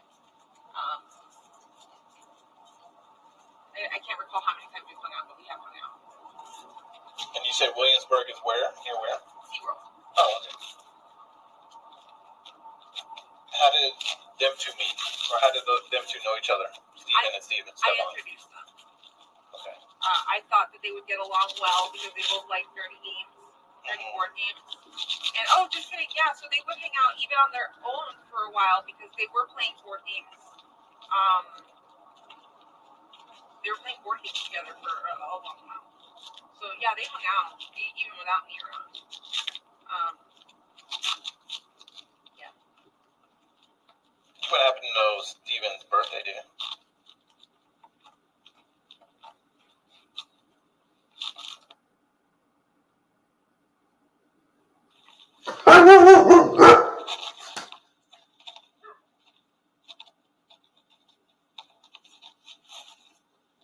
And you said he lives in Colorado now?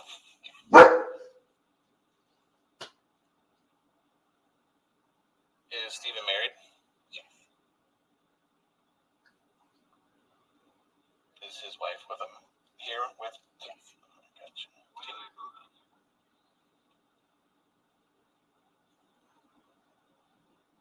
A year or two ago, not sure.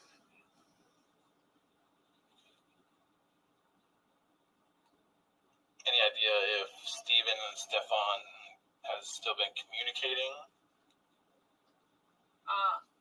In the last few days, yes. I don't think it's in the last few days because he's been in jail. No, sorry. Before he got arrested.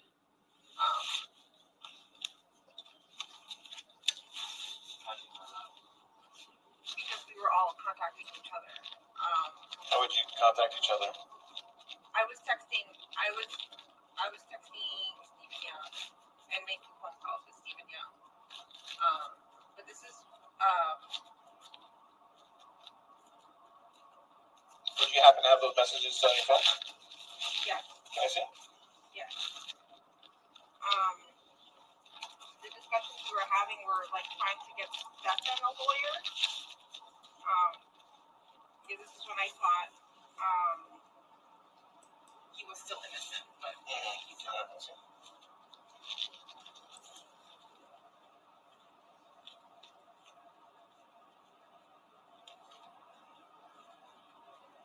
What is the? Tell me about the Williamsburg. Is it like a neighborhood? Is it apartments? Condos? House. Neighborhood house is the it's Almost just like just a neighborhood like that. Yeah. But they're like older homes. They're like 2-bedroom homes where the bedrooms are like. Well, the house. I don't even know how to describe the house, right? long, real long. Yeah. Yeah, right. So, it's even and his wife living in that at that time. Yes. And they owned it or rented it. They rented. They rented.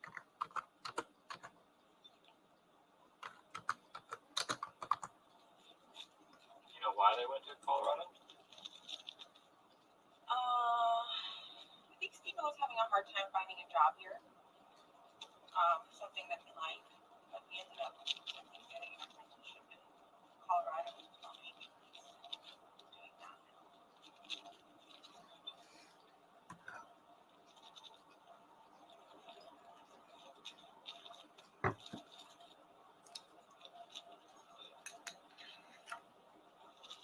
How did how does Stephen know all this was going on? Told him that matters. Yeah. What was his response to that? Shock. Yeah. Everyone was shocked and disbelief and worry. And he was another father figure for a few years. So he was really worried.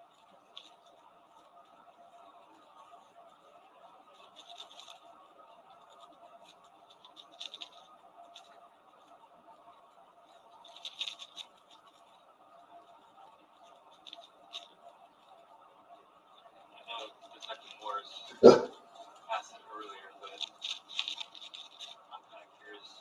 Why didn't you go search for her? I know you said that you didn't typically know where to look, but was there any other reasons why you didn't want to go search? I wanted to be home to make sure somebody would be home when she came home. I didn't want the house to be alone.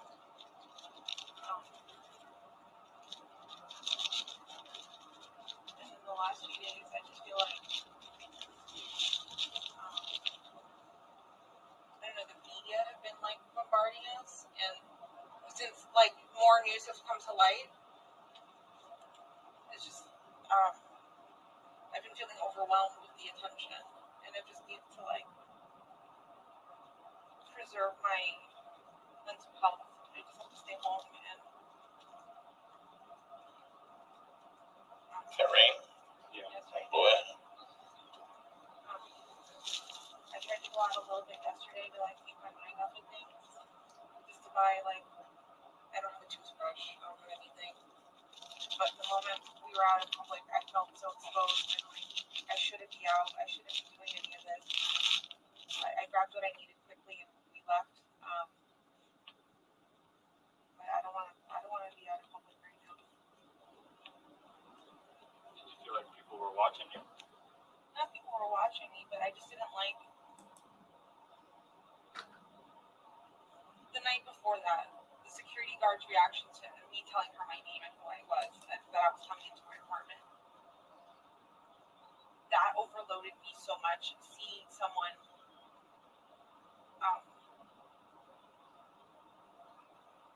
it's just weird. It's just very heavy to handle other people's emotions when you're dealing with your own. Like you have to like comfort everyone. And all I want is to be comforted. It's heavy when the entire family and everyone's breaking down around it.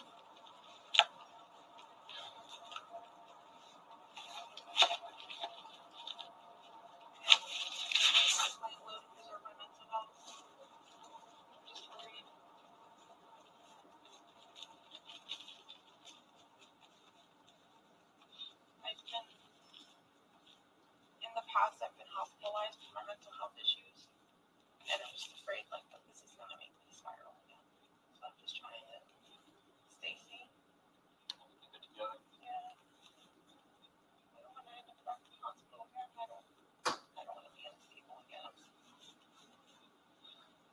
got some in family here, so Yeah.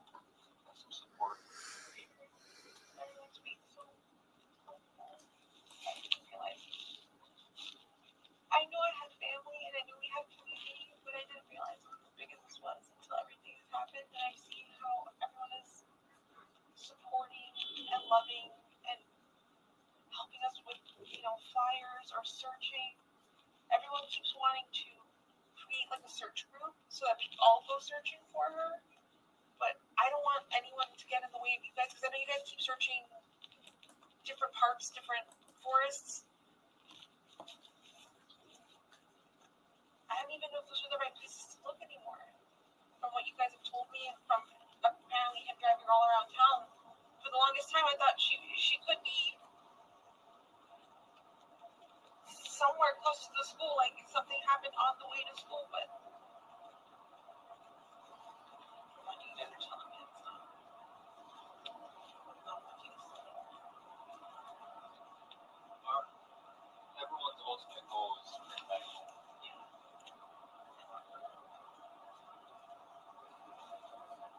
That's all we want.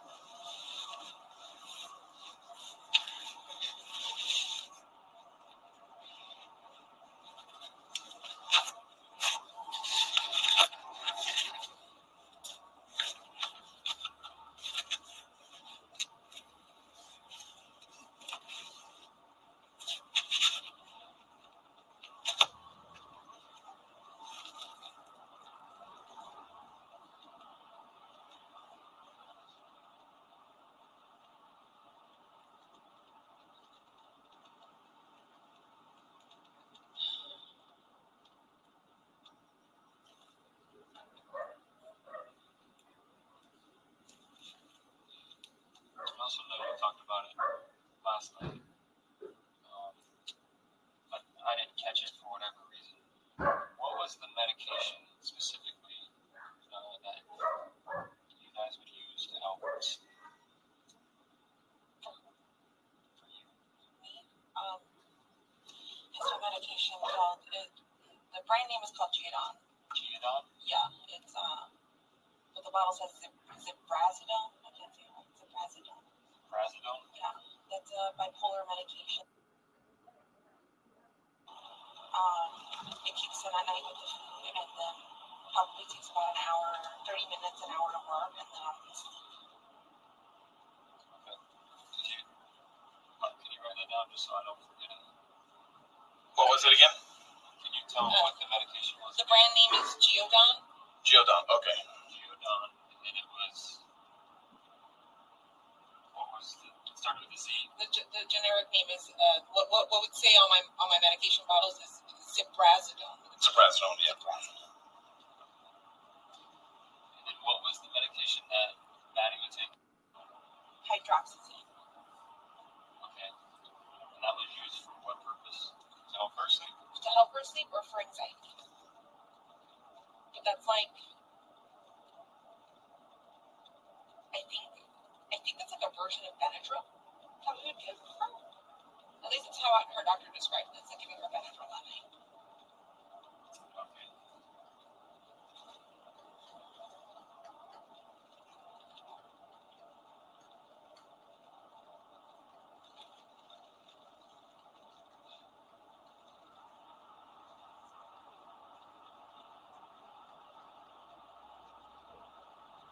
Do you know if my family's behind you? Do they even follow you?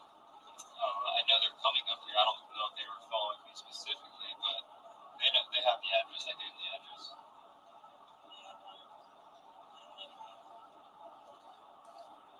That you're gonna have some drive your car back to the city.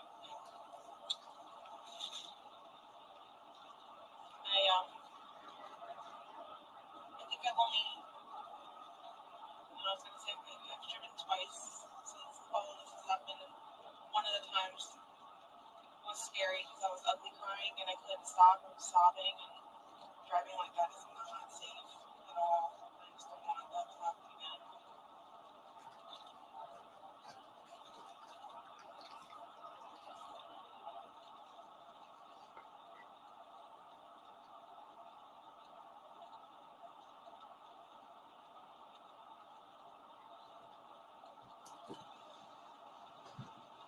Stefan,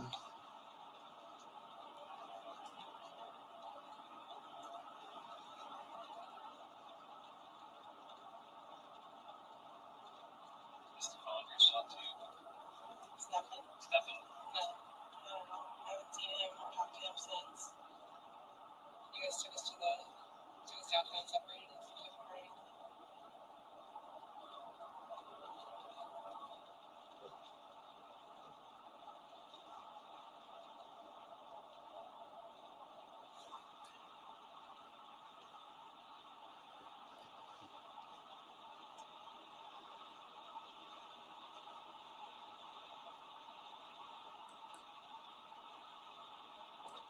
So she said she hadn't heard from Stefan.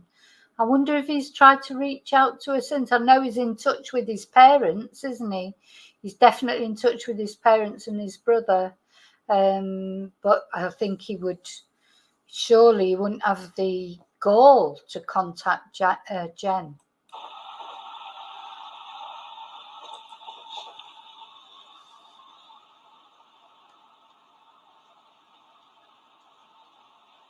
He'll reach out to you. I don't think so. He'd be really fucking stupid if he did. He knows your number though, probably by heart. Actually, I'm not sure. I don't know.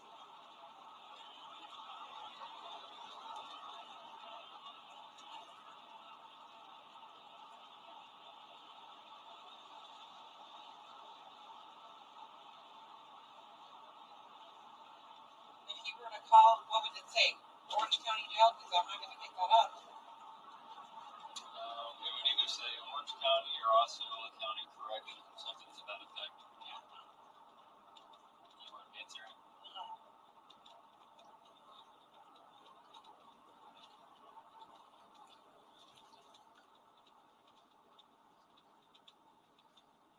Pretty much not picking up phone calls from my phone anyway, because it's either reporters or I've had a lot of scam calls, people screaming in the background going, help me, and hanging up.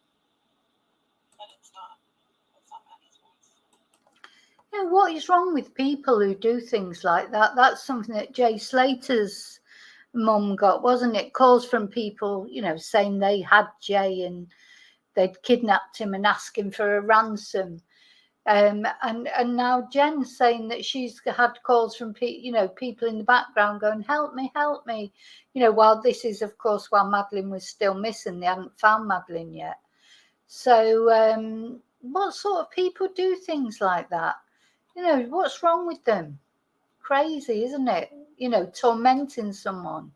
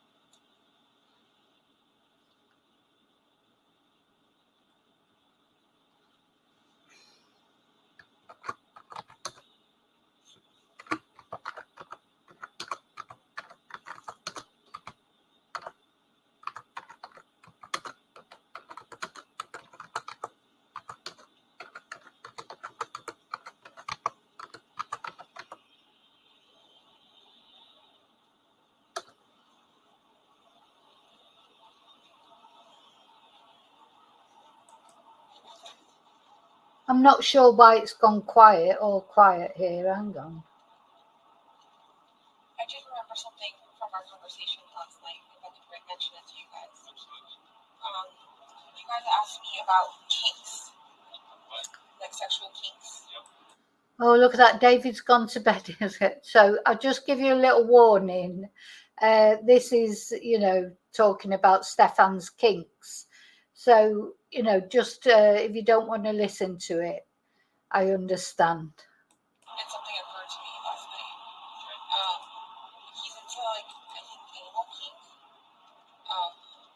That's something he's asked me a few times, and that's not my thing. I've refused.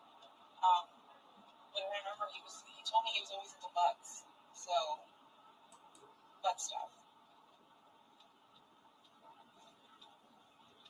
But you guys never had anal sex. Did he ever tell you that he had anal sex with anybody else? Okay.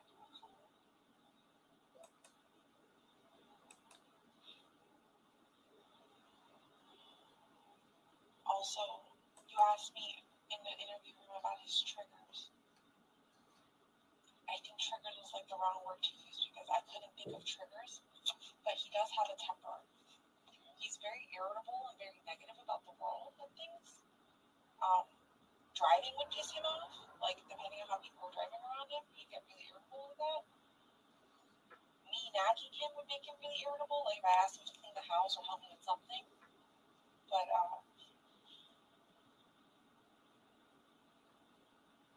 would he lash out and explode with me? No. But I believe he's done that with his parents. Has he ever done it with anybody? Lash out in front of us like that? Or to her? To her? No, I don't think so, no. Has he ever got irritated or angry with her?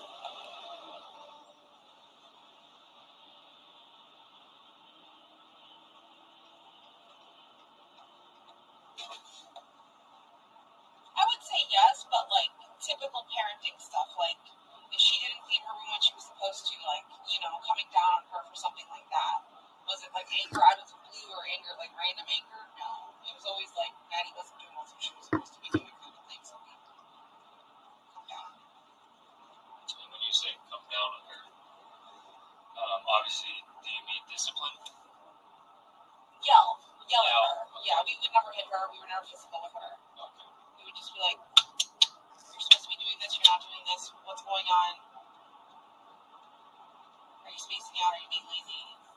Get on it.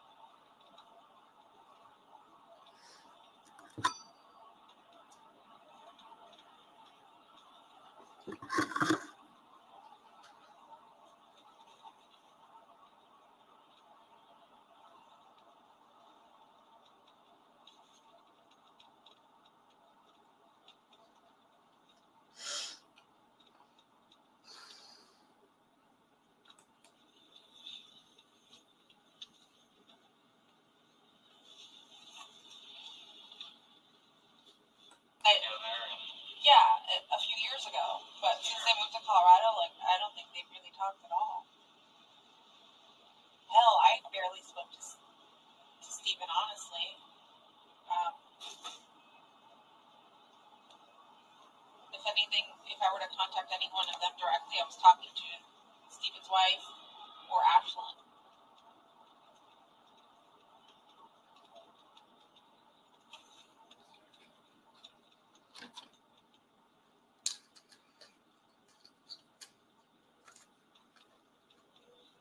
So then why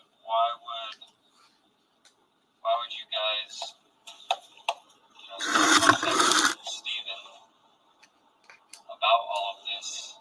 And then you expect like for a lawyer, you said something about a lawyer. Yeah, so when everything happened, Stephen Young and I got in contact, and he was letting me know he could be any support, any help, if I needed food, if I needed anything, he would come out and help me.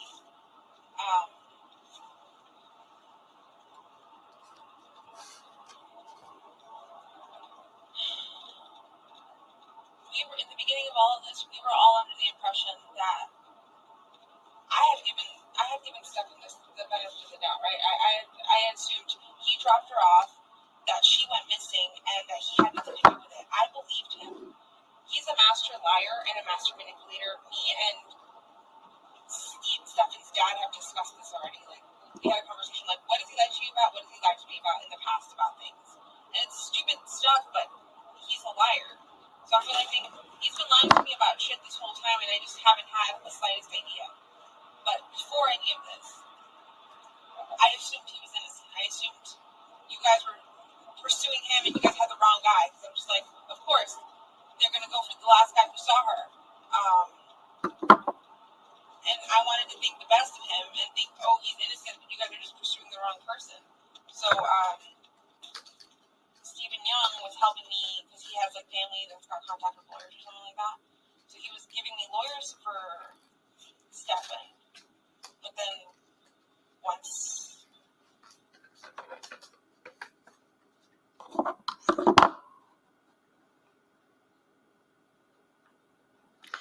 Yeah, they've redacted again. It's to do with the pictures, pictures. So yeah, I think Jenn did believe him genuinely in the beginning until this came out about the pictures on his phone. Why do you say that? Because you guys showed me that picture of her slumped over. She could be asleep or drugged, but if he was driving around and she just disappeared, like that to me feels like he dumped her body somewhere. Where? I don't know. I sent you the name of the stores that I remember him mentioning, him saying that he was gonna visit. But I don't know if he ever made it to them. I don't know. I mean, I'm assuming he did. He fucking lied about that trip too. I don't think he had his phone with him during that time either. I don't think. It's just everything is too coincidental and way so suspicious. Like, Where do you think he took her? I wish you guys could, like, You don't have one idea in your brain that thinks. of where she could be. No, I would tell you. I would so fucking tell you. I want my child back. But I have no idea where you have taken her. I think I asked you guys, like, for a map. Like, if you guys could show me where around town he drove to see if I could recognize anything familiar, any place familiar. But I said he drove around too much. So I don't know. We told you some areas.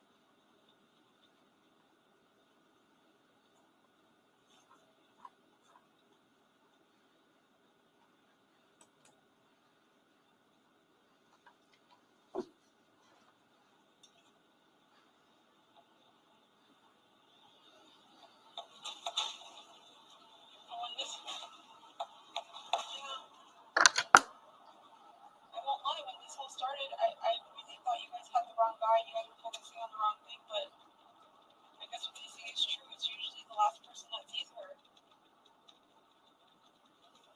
or sees whoever the victim is.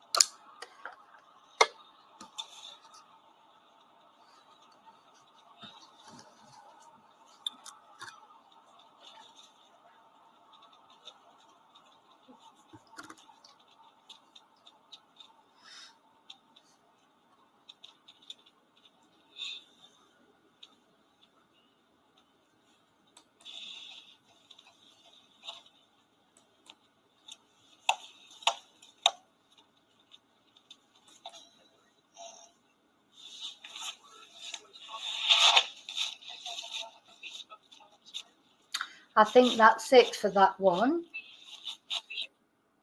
So that's it for that one. So there's only one more to go. I was thinking, oh, shall I not do that one? But I'm going to put it on here. I know some of you might be tired, you might want to go to bed, but you can always watch it in the morning or whatever the last part. So I'm going to upload it all. What I'll probably do then for because of course this is members, what I'll probably do then for public is like split it into 3. I'm not sure, or I'm not sure what I'll do yet. But anyway, I'm going to put this last one on for anybody, if anybody's still awake. So yeah, if you don't have time to listen to it tonight, if you need to go to bed, you can always listen to it in the morning. Right, let me just work out. Right, that one's gone, so I need the next one. It's a short one, it's not a long one, I don't think, so I'll see how long it is actually first. Let me see.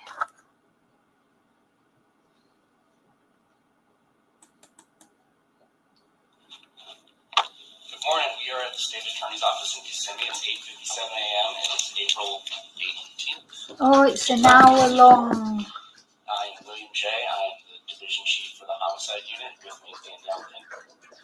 Yeah, it's an hour and 9 minutes. Oh, look, you're all still here. Gail's rabbits. Let's play it. I'll play it, and if you need to go to bed or whatever, that's fine. I'll play it, and I probably won't comment much on it unless something really important. But I am here. I've got to share it first, haven't I?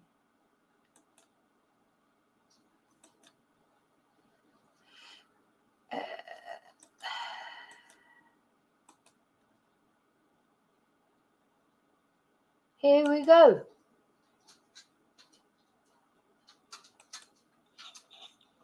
Good morning. We are at the State Attorney's Office in Kissimmee. It's 8:57 a.m. and it's April 18th, 2024.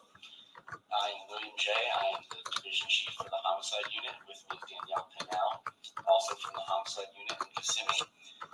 Can the detectives identify themselves? Detective Mark Morris, Detective Kyle Smallwood, and with us is with your attorney, Hughes. All right, we went over some things before we went on the record and told you the opportunity to ask any questions that you need to ask. If you need a break to consult with your attorney, that is absolutely fine. We'll all step out of the room, turn off your recorders, and let you exercise your constitutional right to have counsel. There's no problem with that. There's water fountains here. There's restrooms. I don't know if you're a smoker or not, but like if you get desperate, we can make an outside break time, but we are kind of under time constraints. With that all said, would you raise your right hand, please? Do you swear or affirm to tell the truth, the whole truth, and nothing but the truth? Okay, thank you. All right, this is an investigative subpoena. Sorry, just saying, we have heard this one before. I've realised which one it is now. It's the one that they subpoenaed her for, with she goes to with a lawyer. So we have heard it before, but I'm going to play it anyway, and then people can just watch it or listen to it. As some people might not have listened to it before. I'll just play it through to the end. You've been compelled to be here. And in our country, under the 5th Amendment and 14th Amendment, as applied to you under the Florida Constitution as well, you cannot be forced to incriminate yourself. So anything you say today can't and won't be used against you unless you just don't tell us the truth. And I've already explained to your attorney, Mr. Barr, whether or not you've made any inconsistent statements in the past, that is dirt under the bridge, and either a misdemeanor was committed or it wasn't, but we're not going to be using that as a basis of some sort of perjury by false statements, because those other charges wouldn't be perjury anyways. So the most important thing today is to tell the truth. I also explained derivative use immunity, which means if you said that there was a gun, and obviously there's no gun in this case, buried in your attorney's yard, we couldn't go dig up that gun if you told us that, oh yeah, the gun that was used is right there. We wouldn't be able to do that. We would have to show that we learned all those things independently from this interview. Okay? Do you have any questions? All right, so let's get started. Before you start, let me just make sure we're clear on the record. Off the record, we had discussed our position on the concerns we have. Ms. Soto was interrogated by law enforcement previously. She was under a tremendous amount of duress and stress, being that her child was missing and then she was informed was found deceased. There's been media hysteria about this. There's been people asking for her to be prosecuted, tarred, feathered, executed. And so with that said, we have the concern that you brought up about if there's something said inconsistent today, not being used against her or following the false police report. Right, so for example, if she said something that was false then, and we have no idea that it was false now before this interview, but she comes in and admits that it was false today, we can't use these statements or that admission that it was false against her, just like we could use anything else against her from this interview. Okay. All right.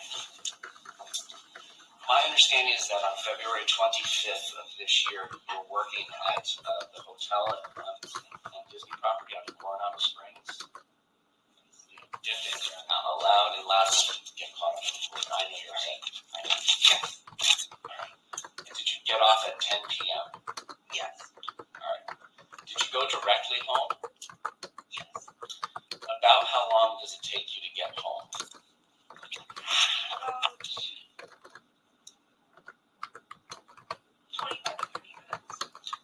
And when you get home, who is downstairs, if anybody? You have a two-story, is it a townhome? Is that the best word for it?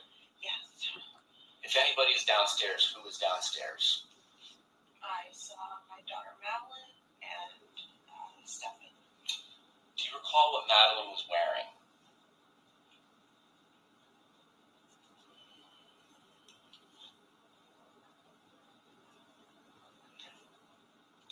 And do you recall what Stefan was wearing?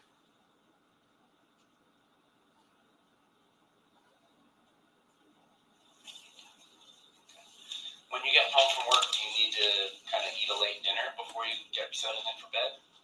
Yes. And do you eat there at your home? Yes. What do you eat? I think I had a pub sub waiting for me in the house. Okay. Did anybody join you in sitting down and eating? No, I ate it.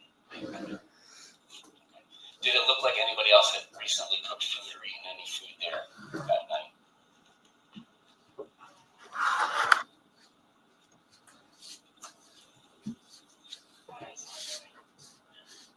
I didn't see anything before. Didn't look like something. Okay. I believe in one of your former interviews you mentioned that Madeline might have gone over with you kind of what she got at the birthday party since you didn't have the chance to go, but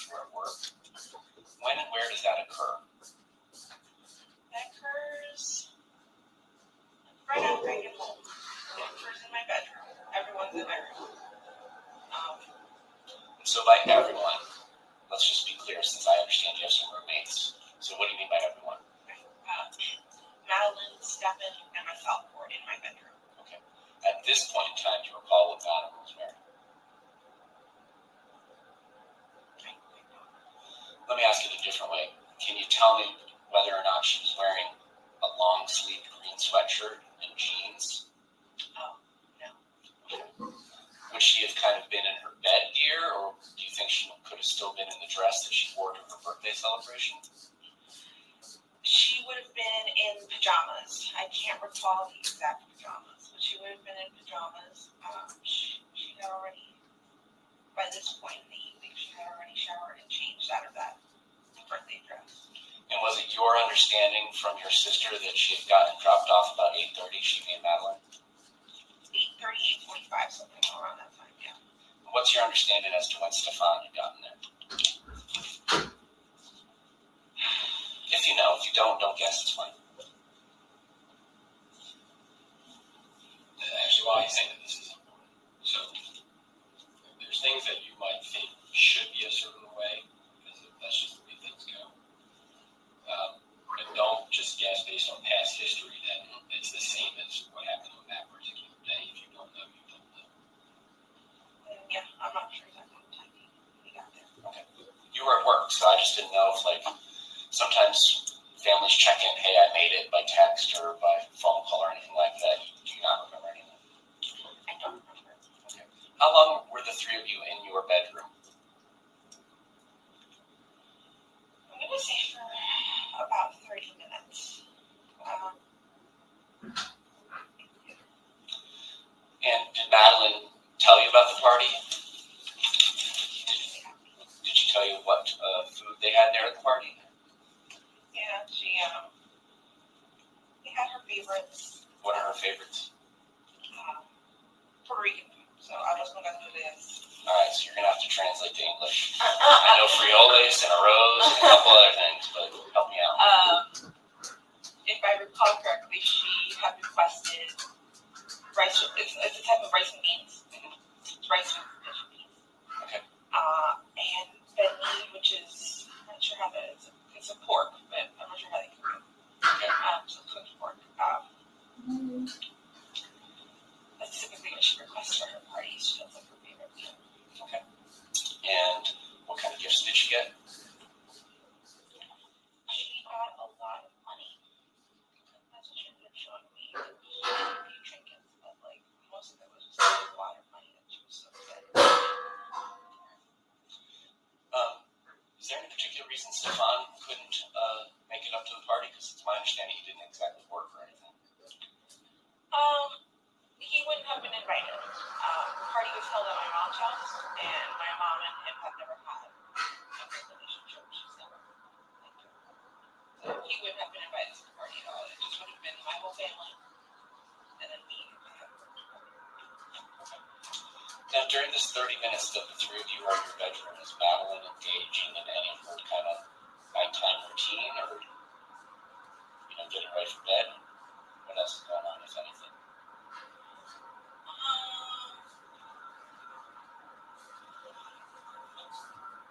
Someone a long time ago about gifts and how you show me and sending out.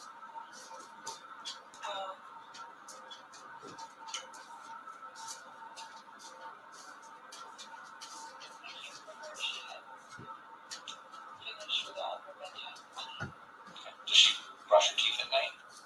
In the shower. In the shower, okay. And that occurred before you got home? Yeah.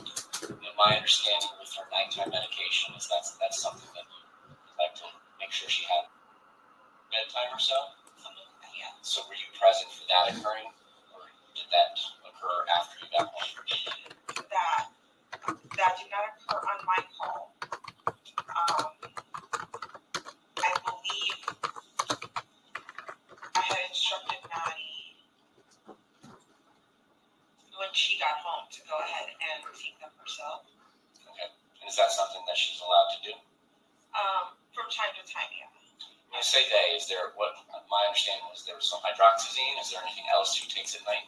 Just like All right. And the Miralax is when? Miralax and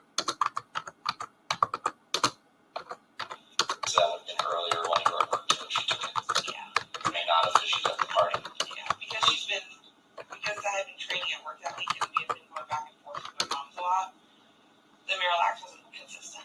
Okay. All right. Now, Madeline, does she lay out her clothes for school the next day, or is that something she gets in the morning, makes a game time decision like my kid? Typically, it is a game time decision morning of. Okay. What about this specific evening? Do you remember anything about it? Yes. This evening, we had, I had already discussed prior to Stefan coming to visit that he was going to help me take my to school that day. So because I knew that that was what was going to happen that night, I had asked Maddie, pick out your clothes, have everything ready, have your backpack ready, your water bottle, everything you need ready so that way you could just grab your stuff and head out. It won't be too much of a hassle in the morning. And so she did. She picked out her clothing. I asked her what she was wearing, and she told me what she had picked out. I said, okay, fine. All right, so she picks it out, but does she physically take it out of somewhere, wherever she stores her clothes, and put it somewhere? I'm not sure. Okay. I'm not sure if she took that clothes upstairs or anything. All right. So as far you didn't see them in your room, and did you have the opportunity to kind of see her cubby part of the living room to see if she put them on her bed or anything like that? Does Madeline have like a water bottle or a hydro flask or whatever the kids call it that she likes to sleep with? Bring up or bring wherever she's sleeping?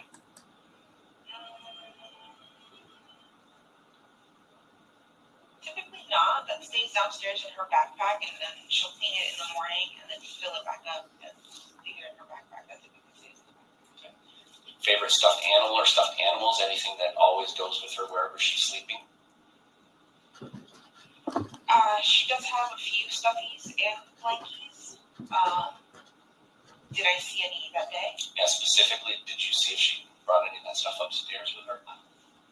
No, I didn't see any of that stuff upstairs. Now, a separate question. Generally, habitually, like your attorney was saying, there's a difference between specific memory, but generally, would she do that? Not saying that you saw it that night. Generally, would she do what? Right. Have stuffies and blankets and her favorite stuff. Yes. She typically would. So if Stefan says something like, Maddie's building her nest and getting settled in, would that, to you, mean like her stuff is part of this nest, or what do you think that would mean, if you know? Not sure. Okay. Do you recall getting that text from Stefan that night, that Maddie had settled into her nest for the night? My understanding was that at some point you told them it was time to go to bed. Do you recall about what time that was? Around 11 o'clock. So that's consistent with getting home at 10:30, having this half-hour discussion, and eating your pups up? Is that a yes? Yes. All right. Do they comply with your wishes to go upstairs when you say that at about 11 o'clock? Yes, they do.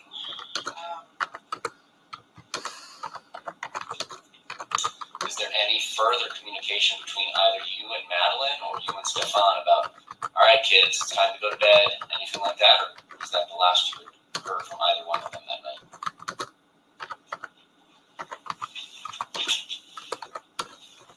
I think at some point, Stefan comes downstairs to use the restroom and then goes back upstairs. But after that, I don't recall interacting or saying anything. And my understanding is that you had some sort of parental controls over Maddie's phone. Is that accurate? I'm not sure if I have parental controls exactly. I didn't have any limits or anything on the phone set up. Well, like, for instance, if she wanted to install Game Pigeon, does that have to go through you? Yeah. So any permissions for any apps, you would have to ask for. All right, and does that ring a bell as to occurring that Sunday? Game Pigeon? Okay. All right, so that's the last time you hear from either one of them until the morning. My understanding is that Stefan comes down and is dealing with your dog. Yeah. So is there any communication other than perhaps Stefan coming down to use the restroom? Is there any other communication that you have between Stefan and Madeline?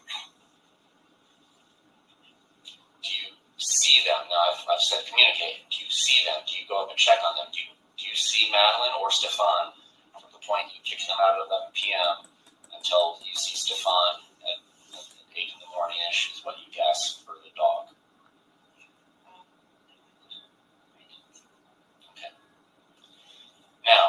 to sleep, do you sleep through the night, or do you wake up and not have consistent good sleep? I sleep through the night. Okay.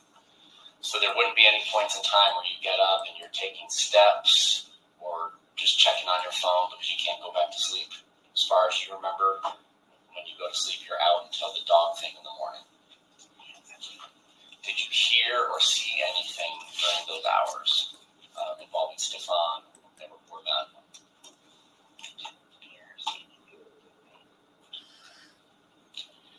All right.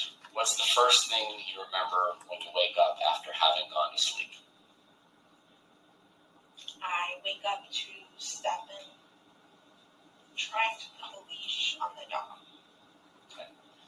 Now, is this the first time that you've ever woken up to Stefan trying to put a leash on your dog, or is that something that has occurred before in the past? I want to say this is the first time. It's not normal for any of us to put a leash on the dog on the bed, because if he's on top of any bed, couch, anything, the pee, he gets really nervous. You have to do it on the floor.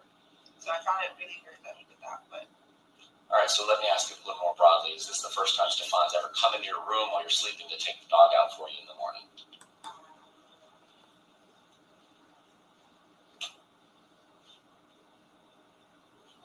I can't recall. Okay. Did you find it unusual then, or what did you think when this is occurring? When it happened, I think it was more. I found it off, but I was more worried for the dog. I was like, please don't pee on the bed. I don't want to do it. So I was more anxious with that. He put the dog on the leash and told me to lay down and go back to sleep. And I said, okay. So were you not laying down when he told you to go back and lay down? No, when he put the leash on the dog, I shot off the bed because I was going to help him. I was like, no, let me do it. And he's like, no, go back to sleep. I'm fine, I got this. So I said, okay. Now, do you go back to sleep, or do you check your phone, or do anything? I go back to sleep. In this period of time that you have been awoken by Stefan, do you hear or see anybody else in your household? I hear somebody in the kitchen. I'm not sure. Could you identify it by size, like their steps? Could you identify gender by their voice? Anything like that? All I heard was sounds of cabinets shutting, like somebody in there shutting, looking for something to shut. Now, if your daughter had been awake, would she come in and say goodbye to you before school, or not? Just let you sleep? I would have hoped she would have come by and say goodbye to me.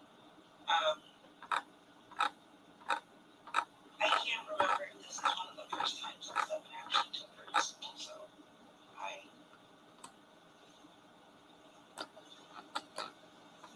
would have hoped she would have said goodbye.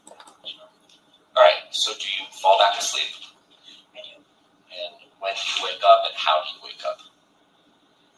I wake up at 9 o'clock in the morning to my alarm. I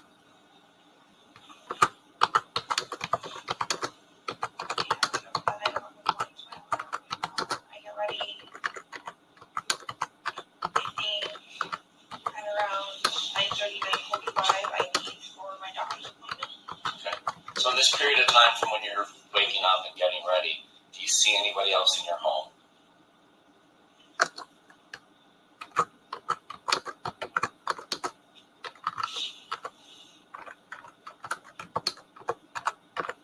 At this point, I'm not too sure.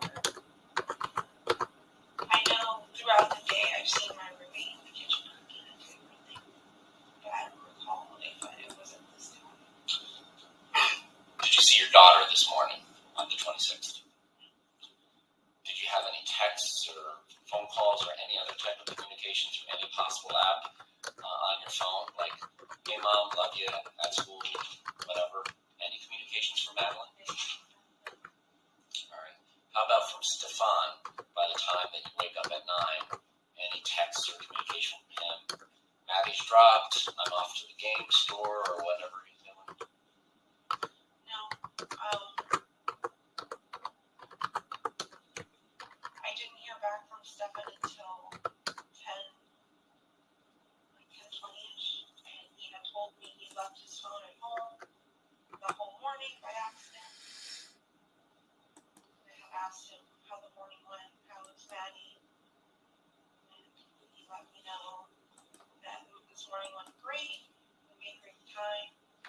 She got busy super quick. He was going to take her out for breakfast, but she changed her mind. Thought she wanted to sleep in the car. So he let her sleep. Took her to school and dropped her off. Or he said he dropped her off, and that was it. And you had a 10:15 appointment for a blood draw? Yes. And did you go anywhere else prior to getting to your appointment for your blood draw? Did you go directly there or not directly there? Basically the question. And after your blood draw, did you go directly back home? Yes. About what time did you get home? Sometime between 11:15 and 11:30. Did you have any other appointments or doctor's appointments later in the day? I was supposed to have had one, but I canceled it When did you cancel it? that same day Why did you cancel it? because it was a $350 Botox appointment that I didn't want to spend money on. I changed my mind last second. When you get home from your blood draw appointment, is there anybody else at your home?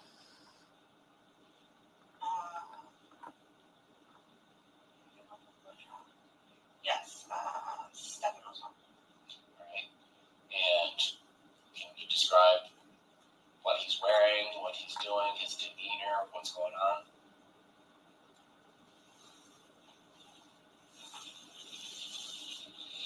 I can't recall what he's wearing. It might be a red shirt with graphic on it. He's sitting in my bedroom on my desk. Prior to you getting there, he's in your room? Or is that where you guys go to talk? He was hanging out there in my room. Okay. My room is kind of like the general hangout spot. Okay. I walk into my room. He's sitting there on the computer chair. He's talking, acting normal, asking about the morning and how he went. That he let me know the errands that he ran that morning or what he was up to. And what did he say he was up to? He said he had dropped Maddie off at school and then afterwards went to a baking shop. So he would buy baking things. Okay. But that the store wasn't open, so he waited a long time for them to open. They never did. So he drove around, killed time, and then eventually made it back to my house. When later on, when I got home and he was home, we started discussing. He started telling me that he was going to go back out to run a few more errands and do a little bit about 192. And he gave me the name of a few stores that he might stop at. I'm like, okay. I asked him if he wanted to meet me at my house by 2:30 so that we can go pick up Maddie from school. And he said, yeah, we'll be back by 2:30. Okay. So was that the plan to get her together, or was it ever discussed that he would get her alone? The plan was for us to get her together. All right.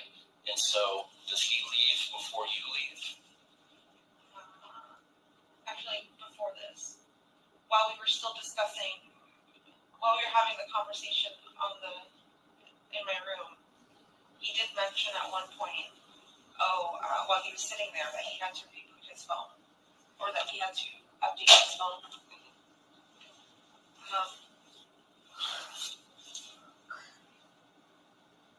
And he had to update his phone, so I told him, stop pointing to it, like it's an update thing a while, do it.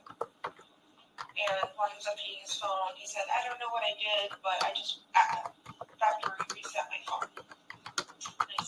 that's weird. I didn't know you could do that. He said, yeah, well, it popped up and I pressed it and it just reset my entire phone.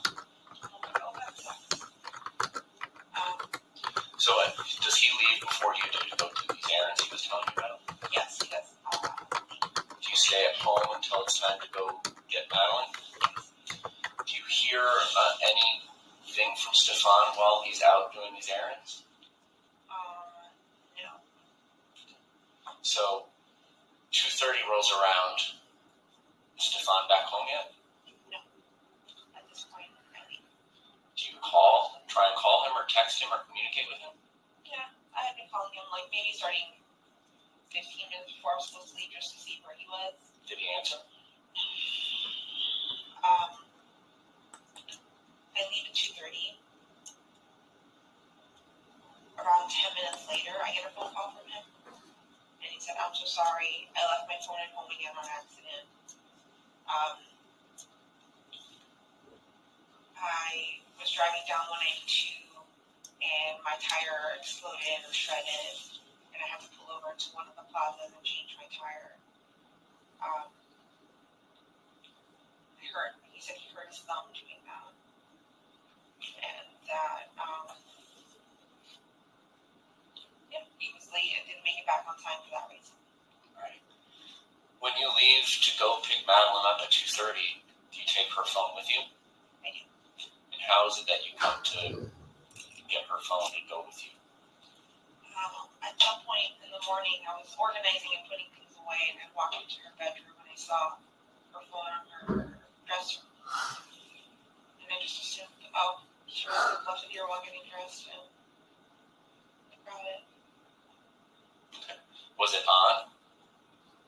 Yes. And sometimes when you bump or move phones, the notification screen comes up.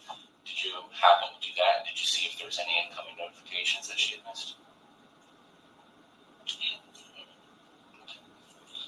All right. So you go to school, and due to time constraints, like an NFL football game, I'm going to kind of jump ahead a little bit. My understanding is that you want to be first in line, and you have to get there early to do that, and I understand that. Yeah. She doesn't come out. She doesn't. Did you call her phone? I did. Why did you do that? I forgot I had it with me. I was like, where is she? Why isn't she out yet? So I start calling her phone, and then I start realizing I'm hearing vibrating, and then I look down, and I see her phone with me. I'm like, oh, how am I going to get a hold of her? Because I'm the first in line. The cars behind me already have children. They're full. They're waiting for me to leave. All right, so I'm going to kind of jump ahead. Did Madeline ever complain to you about believing that Stefan had taken her Christmas money? Yes. Tell me about that. Christmas money went missing. And we were both, I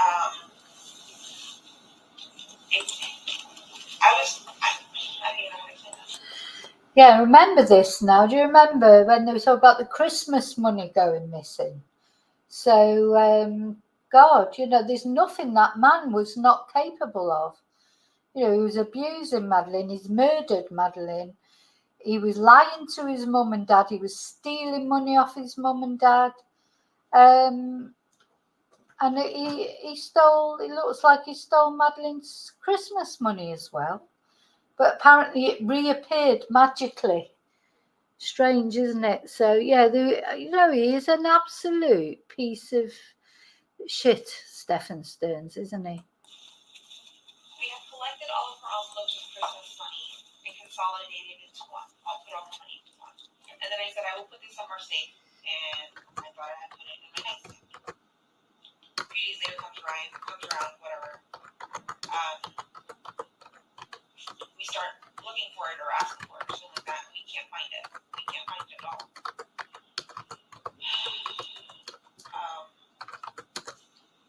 So let me just narrow it down. Did she accuse Stefan of taking it? I'm not sure if she did directly.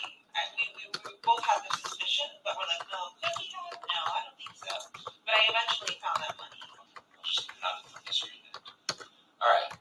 So you just started this job at Disney Coronado Springs like a week or two earlier, is that right? Yes. And sister and other family members would help with Maddie getting to school because of your job? Yes, my mom and my sister, yes. Why is it that now Stefan on February 26th is coming up to help as opposed to any of your family members helping getting Madeline to school? I had asked for him to come and help me because I think I was working a lot of night shifts or like really late shifts, and I just wanted the opportunity to see Maddie, like, because I wanted to spend more time with my daughter throughout the week while I was working, versus had she had stayed at my mom's, I wouldn't have seen her all week. So that was just me wanting to see her, spend time with her. Did Madeline stay at your mom's house fairly frequently? Every few weekends here and there, just for the weekend kind of thing. So like if she described it to her friends as like her second home and like kind of offer up it's better jacuzzi and pool, does that sound like that's the place? Yes. Where does Madeline sleep when she's over at your mom's? She will sleep in bed with my mom. Did she ever have sleepovers? Like have friends come over and sleep over? Did she ever go and attend any? Is there any particular reason? She's a 12-year-old girl on the cusp of being 13. Yeah, I would be very uncomfortable with sleepovers just because I know what can happen. Anything can happen in a sleepover. Well, then you can be the host house like we kind of were. You never hosted any sleepovers for her friends? Did she ask about it? Yeah, she did ask. Was it probably a source of contention or arguments?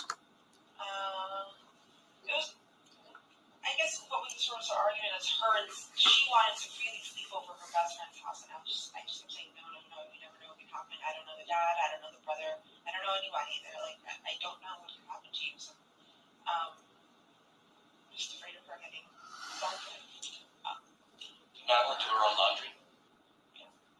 Did she cook for herself? I was teaching her how to do a few things, so I mean, yeah, she could, I guess. What's her normal routine for getting ready for bed? We give her her meds.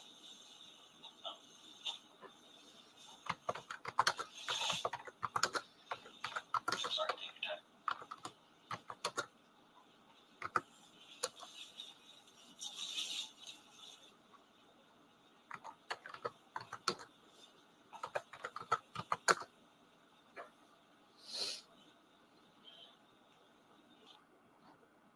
We get ready for bed. I give her her medication.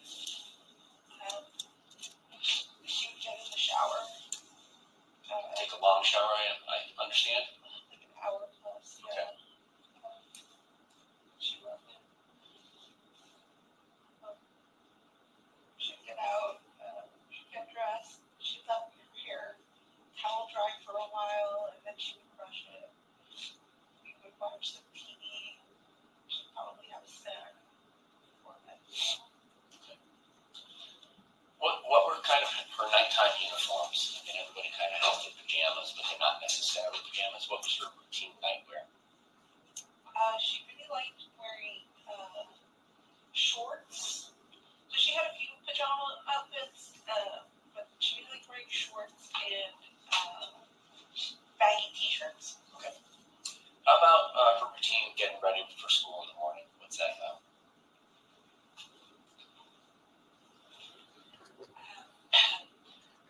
We'd wake up. The alarm would start ringing around 7:30. We'd snooze it until 8 o'clock. Then she'd get up. She'd get dressed. And then she'd lay back down in bed while she would wait for me to make her breakfast. So she's a breakfast eater? Okay. She'd have breakfast. Then she would start, with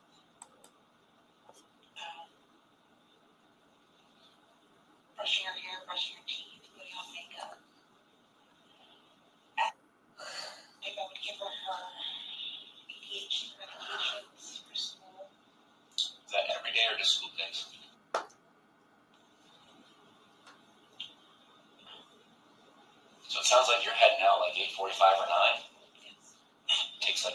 what'd you say, 15, 20 minutes to get to school? Yes.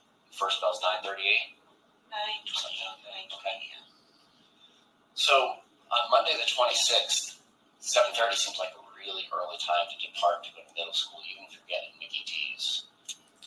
What was the discussion about when Stefan and Madeline were going to leave on the 26th? So you didn't know anything about these plans, or did you? I knew that they were going to go to McDonald's, but not 7 o'clock in the morning. That was, I had assumed like 8 o'clock. I don't know. But even then, 8 o'clock is kind of early, like 8:30. It's just go to McDonald's, be done by 9, and then drop her off at school. McDonald's is right the block away from the school. So Madeline's not driving, so she can eat while she's riding. Yeah. So I And don't. she takes about an hour to get ready in the morning? Yes? Yes. So if they were leaving at 7:30, you'd think she'd have to get up at 6:30 to get ready and go through a routine. And is that what Stefan told you after these events unfolded, was that they left early, like 7:30? What did he ever tell you? It was early. I can't remember the time. I think I dropped her off in front of her school sometime between 8:15 and 8:45. You say I. What do you mean by that? Did you drop her off that No, morning? I'm speaking. Sorry. That was Stefan was talking. Stefan let me know that he dropped her off sometime between 8:15 and 8:45 on the road by the church close to her school. And I remember asking him, why so early? That's too early. School doesn't start until 9:30. Why did you drop her off that early? Oh, I don't know. We just left the house. I made good time. I wasn't paying attention to the clock. Did Madeline ever have like effects from taking the hydroxyzine in the morning? Like still be kind of sluggish? Yes. How often would that occur? Was that like every morning or not every morning? Not every morning. If we happen to give her medication later than normal than routine, that would happen. But And were there ever any instances where she had taken too much medicine? Perhaps you and Stefan had given her medicine, not knowing that the other person had? yes, How many more? Just once or more? only once. Were you taking medicinal marijuana in pill form at any point? Or THC? Yes. And what do those pills or tablets or capsules look like? They're purple capsules. Did you ever suspect or confront Stefan about giving those medications to Madeline? Yeah, they keep asking about these medications. He was probably giving her the bloody cannabis pills as well. He was probably giving her a right concoction of pills, wasn't he? And tablets to try and knock her out, make her not realise what was going on. That's Stefan. So yeah, that'll all come out in the toxicology, I suppose. You know, they've got. I know they don't release, post-mortem results for minors, but surely they've got to release the results that are pertinent to the case. You know, like if she was pregnant or if she had drugs in her system that he might have given her. I think 100% he's given her stuff, and Jenn, to be honest. No. So during this incident where Madeline had been double dosed with hydroxyzine, do you recall any conversation you had with Stefan and inquiring as to whether or not he had accidentally given her any of the THC? That hadn't occurred to me. I had asked him the day that the one morning Maddie wouldn't wake up and get ready for school, and she was just out of it.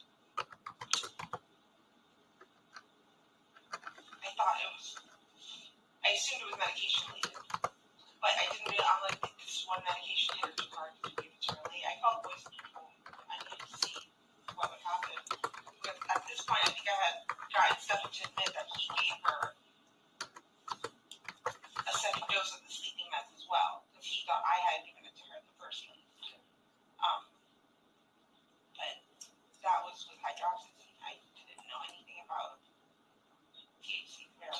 just asking you. Oh, I'm asking if you remember having that conversation. If there is a conversation on your phone about you were relaying that Madeline said that she suspected that it was different bigger pills, and you relayed that to Stefan and had a conversation with him. And if you don't remember it because it was in your it's fine.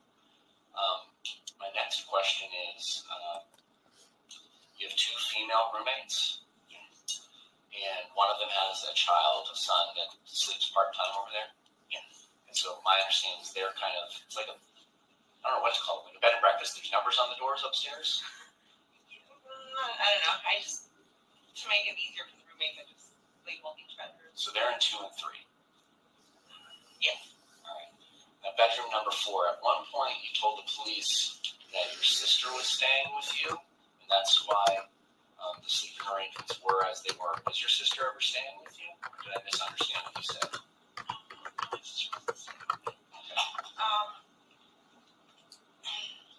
So let me ask you this. At what point did Madeline's bedroom kind of become the living room? When did that setup start? I think as soon as a few months into us moving back into that townhouse. And when would that have been?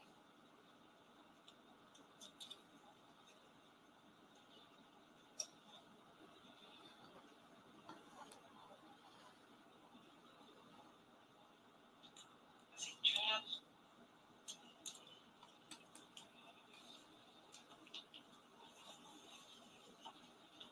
Sometime in 2022, but I'm not sure when. Okay. It's my understanding that it's December of 2022 that you and Stefan kind of break up, Yes. but he still remains in the townhome. Yes. Why is that?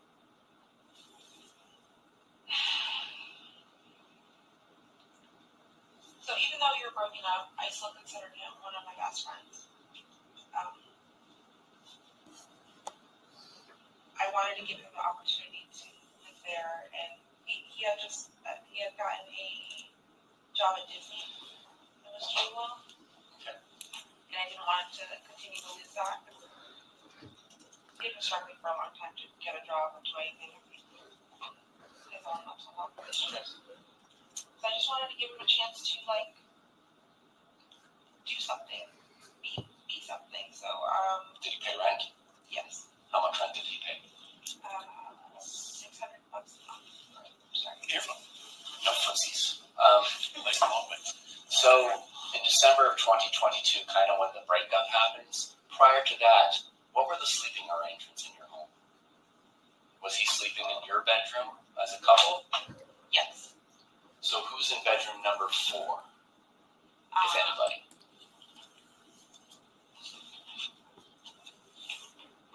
I think that room remained empty for a while. For a little bit, there was another roommate there, but it remained empty for the most part. And were your female roommates already there in 2 and 3? Yes. Why doesn't Madeline have that bedroom 4? I wanted her to have bedroom 4, but my dad really wanted rent. That whole unit that I live in is owned by my father. So let me ask you this. Do you pay your father anything to live there, or does he just handle collecting the rent from your rentees, lessees, whatever they are? I pay him rent as well. Okay. What do you pay for the rent? My portion of the rent was $400. All right. And what did the 2 female roommates pay?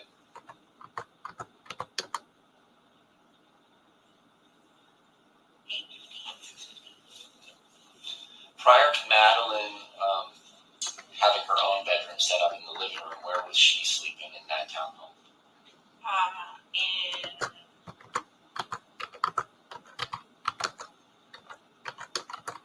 In my bed with me. And this is during a time frame when you were together with Stefan, so is it the 3 of you every night? Well, when we had first moved in, it was just me and Maddie. So it was just me and her on the bed. Then I think we eventually got her own bedroom. Stefan moves in eventually, and then, at that point, it does become the 3 of us on the bed. So Madeline's 12, and she has her own bedroom. How often is she sleeping in her own bed alone? Hardly 2 doesn't like in the living room. It's too big, too quiet. She says it'd be too dark and then there would be spiders. She would see spiders. So you say hardly. Were there ever nights where she just slept alone in her bed? So this interview was in April. So, Maddie had been dead a couple of weeks.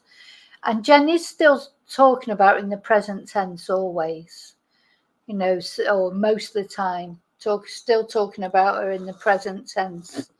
So I do think Jenn is in this sort of denial thing. I wonder where she's at now, Makes you wonder, isn't it? Where is she at now with it all? How is she coping?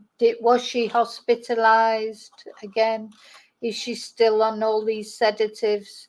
It'd be interesting to see how she is at the trial if she ends up having to give evidence or whatever, just to get an idea. Is she sort of more with it now that Stefan's not drugging her? Maybe. I was at 100%. Because there's a difference between hardly ever and 100% to me. If she ever slept on that bed, it was like once. All right. So now you've broken up with Stefan in December of 2022, right? He's still paying rent, and he's there full time in bedroom number 4. Is that where he goes after you break up? No, he stayed in my room for a few months. We've broken up, but we weren't sure how to discuss it with Maddie because it was the beginning. It was the middle of the school year, and I didn't want to affect her in any way. So we just played it up. I acted like everything was normal and fine for the first 6 months. But then eventually she caught on, and then when she did, we admitted to her that we were broken up. And then, at that point is when he moved up to bedroom 4. And once he moved up to bedroom 4, were there instances where Madeline would sleep alone upstairs with him?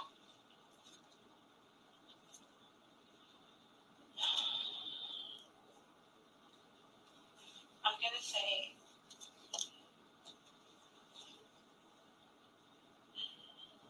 I want you to think carefully before you answer, because obviously we've gone through your phone and we've seen all the conversations that you've had with Stefan. So it's clear that that's occurring. So I'm giving you the chance to answer the question. yeah, I'm just trying to figure out how many times it's happened. Okay. Why are you allowing that to occur?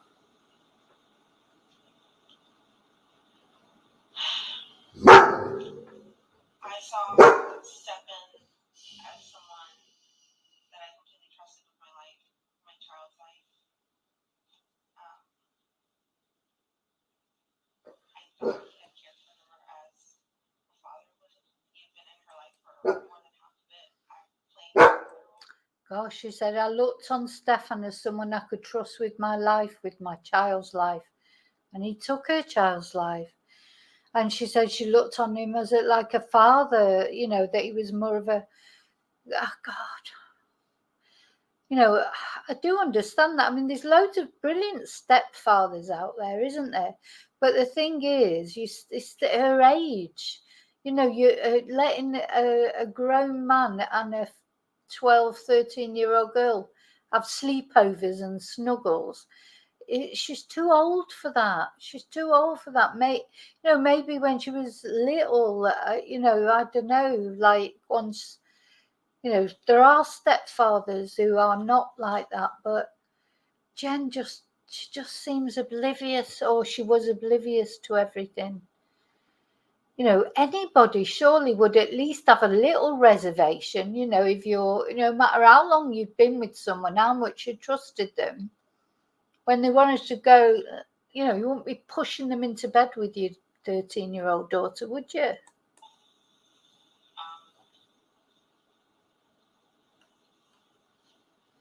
I mean, I'm just thinking about it then the other way around. Like, say it was, say you met someone who had a 13-year-old son as a woman, if you're a woman, you met someone with a 13-year-old son. Could you imagine saying, oh, come on, let's go and snuggle. Can I go and, it just won't be right, would it? You don't snuggle with 13-year-olds. that who are not your child. Well, even your own children. God, even my son at 13, he wouldn't have dreamt of having a snuggle. He come past all that. That's, they go past all that, don't they? They don't like having a snuggle when they're little.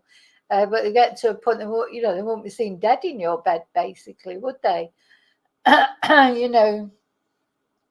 Well, that's how it should be, really, isn't it? Certainly by 13, they wouldn't want to go in, their own mum's bed, never mind some other woman. And, if you think of it that way, it would be shocking, wouldn't it?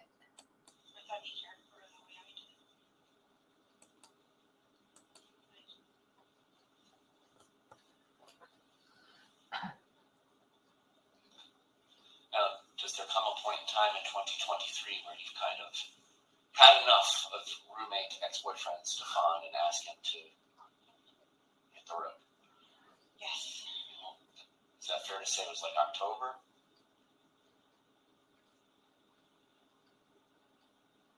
Maybe, yeah, like the end of October, because then I gave him all of November and told him he had to be out by December 1st. But yeah, that sounds about right.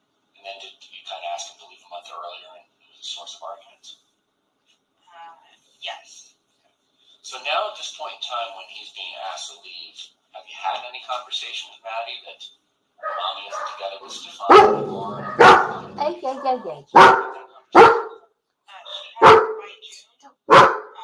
She figured it out already, so she knew we weren't together. Right. Go on. By December, yeah, she had Go on. known he was leaving. Why is he coming back to visit after he's out?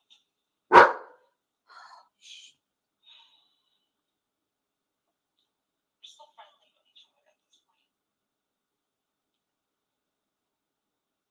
Christmas is coming up. Yeah, we wanted to spend Christmas together. So he comes up for a few days during Christmas. And then he does visit a few more times after that, but for the day. And it's the pickup. So going back to this possible pregnancy thing, that would be it, wouldn't it? Would that be like if he'd come at Christmas? Because of course they had sort of split up and he hadn't been living there all the time, but he came up for Christmas. So is that when something happened that maybe resulted in her missing a period in February? That could fit in, couldn't it? So if he'd come at Christmas, but then she would have missed a period in January as well, wouldn't she? Yeah. But anyway. Packages. She's getting mail delivered to my house, packages. So he just comes up and picks them up.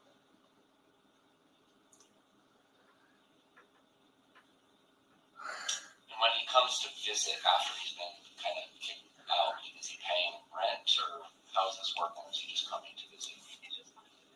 Is your father making any arrangements to rent bedroom number 4? Because this is his income that he's losing.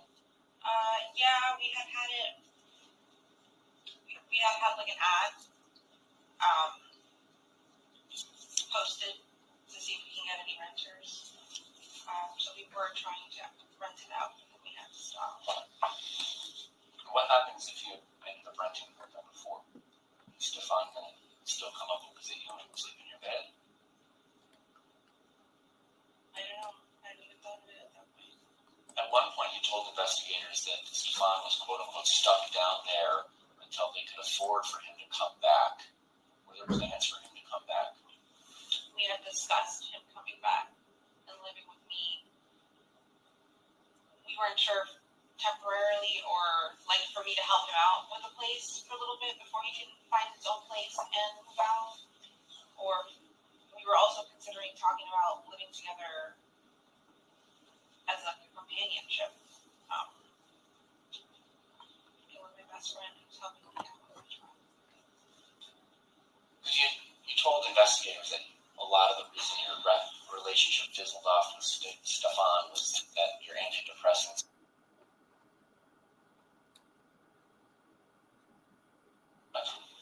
You had moved on to other people, had you not? Yes.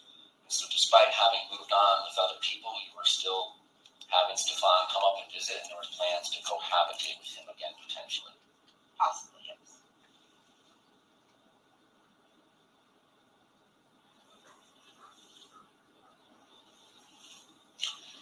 Maddie had the opportunity to go visit her biological father in the fall out in Texas. Is that yes? Yes. All right. Do you remember texting the biological father, hope nobody touches Maddie or tries shit or films her under the bathroom? Remember sending that text? No.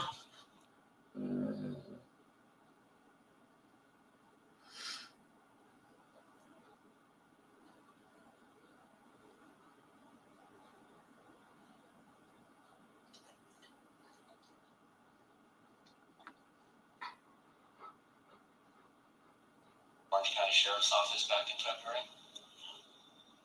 Because that seems like a very oddly specific thing to text the father, so you didn't know anything about what was going on filming underneath bathroom doors? No idea. I don't know why we would have June 16th of last year, about 9:30 p.m. Oh, actually, I can't actually think back to that.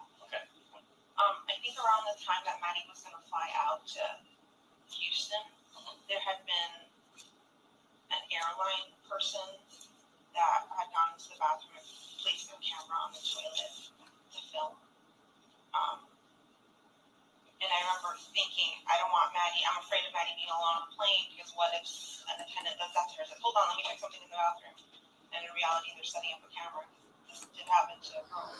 So I want to say it may have been concerns with that. June 16th of last year at 9:30 p.m., 27 seconds, you texted Stefan this. Maddie's no longer sleeping with me. I can't risk it. What does that mean?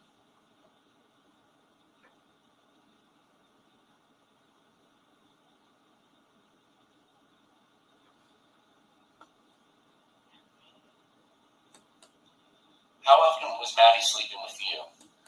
Yeah, that was a funny text, wasn't it? And we haven't really had an explanation of. We didn't. I don't know if that was redacted. They said I can't. She said I can't risk it. Maddie's no longer sleeping with me. I can't risk it. That was a strange text, which she didn't either. She didn't answer it, or she answered it and it was redacted. Often, all the time. Well, you keep on saying often versus all the time. Was it 100% of the time or not 100% of the time? If she wasn't with my mom and she was with me, then yeah, she was sleeping with me. And if she's at mom, she's 100% of the time sleeping with mom? Your mom? With my mom, or she does have her own room, I guess. Like there's another spare room she could use, but for the most part, she prefers to sleep with my mom. Now, my understanding is that you had some sort of period tracker that you kept track of Madeline's period with? I had a calendar app that I would write what days she would get her period. And obviously, Madeline doesn't have a job, so she's not going out and buying products that she would need if she had her period, right? You would have to do that for her? Is that a yes? Yes.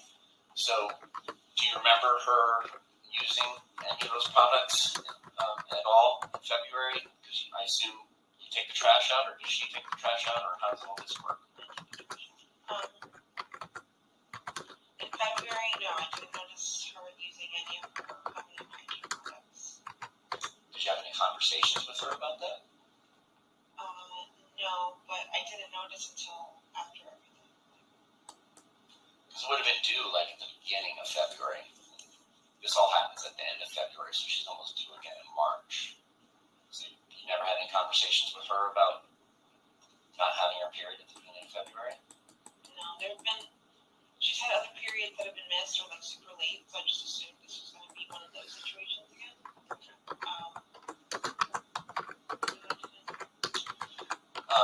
Did you ever discuss her periods or lack of periods with Stefan? I don't think so. It's my understanding that Maddie had to take Miralax. I'm familiar with that myself with my daughter when she was little. So she had constipation issues. Would it ever cause her discomfort, physical pain, bleeding? Yes. And how are you aware of that? She would tell me. There have been moments. So we've gone to doctor's appointments. They've run a lot of tests on her, and they told me why her body is doing what it's doing. But she's shown me if there was blood, or if she's in the bathroom and she just can't go, like it's stuck. She showed me that too. So.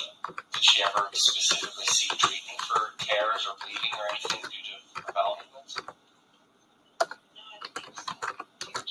I don't think there was ever On February 26th, the whole purpose of Stefan coming and taking Madeline to school was so that you could get some sleep. You missed your medication Saturday night, so on and so forth, right? Is there any particular reason Stefan couldn't have driven your car to take Madeline to school and therefore not embarrass her and he could just drop her off normally? Yes, but because he's not on my car insurance, I was very nervous to let him drive my car. You did let him drive your car after this occurred, though, right? Yes, but he was very insistent because he wanted to go look for Maddie, and he had a spare on his car because he had a flat, so he couldn't drive his car. So he just really wanted to go out.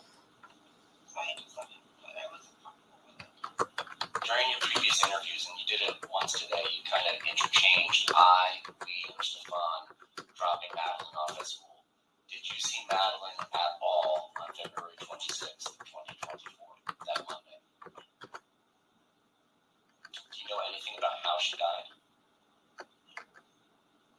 Did Stefan tell you anything about how she died? Did Stefan tell you about his plans to go back down to Northport in your car that Wednesday morning?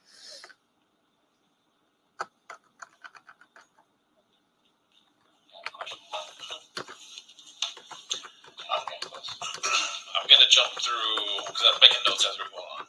So, how frequently did Stefan come up here after he moved back to Northport? I'm going to say How many times total do you think he came back here? 2 to 3 times. Do you remember if those were around specific dates? One was like the week of Christmas.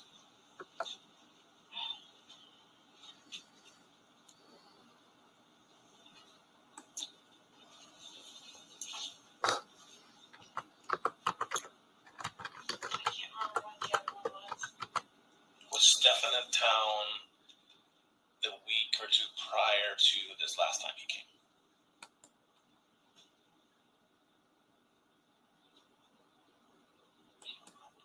It's possible, but I don't remember everything.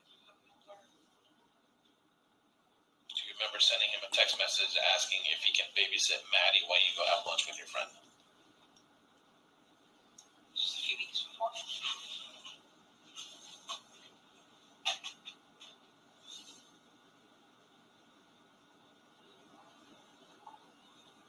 I remember going out a few weeks before.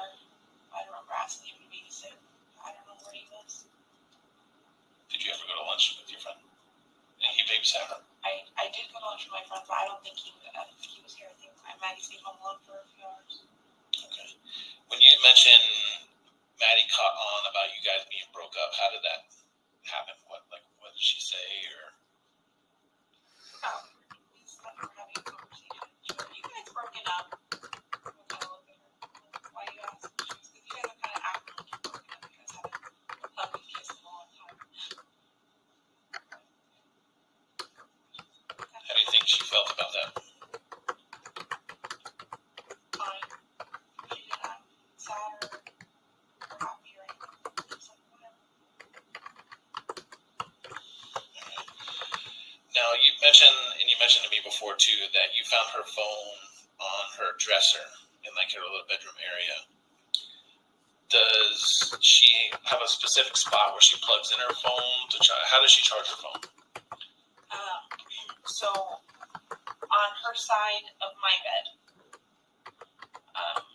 she's got a long charger. She'll connect it there to charge.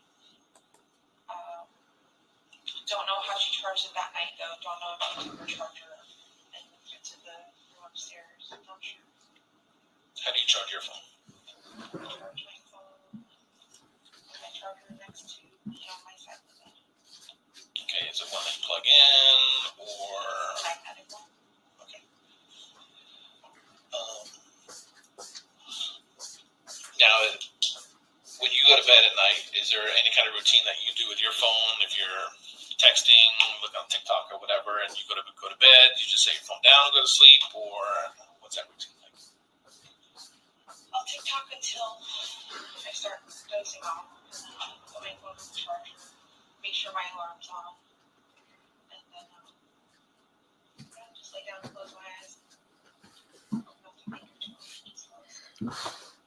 Okay, that night, Saturday or Sunday night, when you guys when spending this half hour of time together, was all that you were doing was talking about gifts and counting her money, or were you guys doing anything else?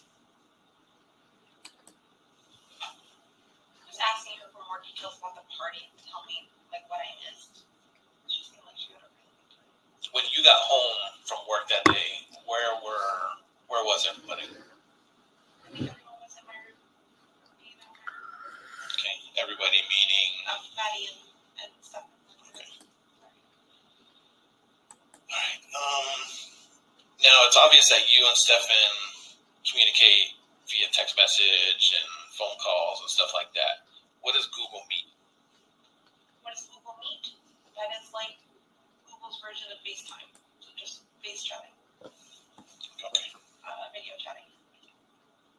Okay.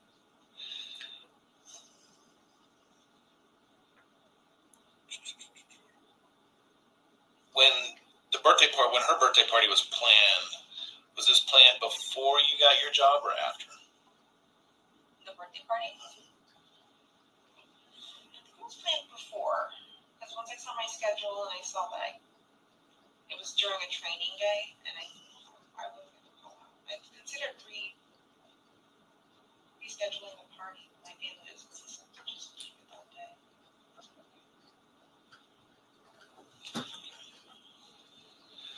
All right, so Stefan moves out of his room, and I think he mentioned that your dad had plans on renting that room again to somebody else. Is that right? Yeah.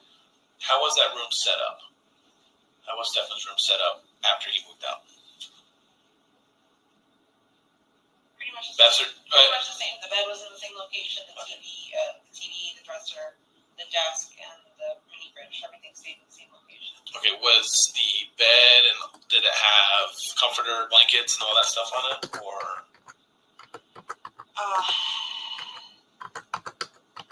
When he moved out, everything was empty. There was a mattress protector cover on it. But I had clean sheets and clean blankets to put on, like they're available. So Where were they available? in the closet. Okay. And I did. Yeah.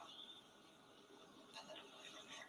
Do you know if he made the bed? I don't know. That's what I just said.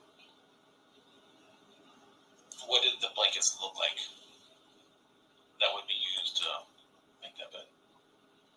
They would be white cotton linen sheets with. They're white, but they're white stripes, different shades of white. So white stripes going down it. That was a fitted cover and a sheet and then the pillowcases. And it should have been like a warm blanket in the closet somewhere. The same color, white or? Maybe gray. Okay. When you say there's pillowcases, how many pillows were on the bed?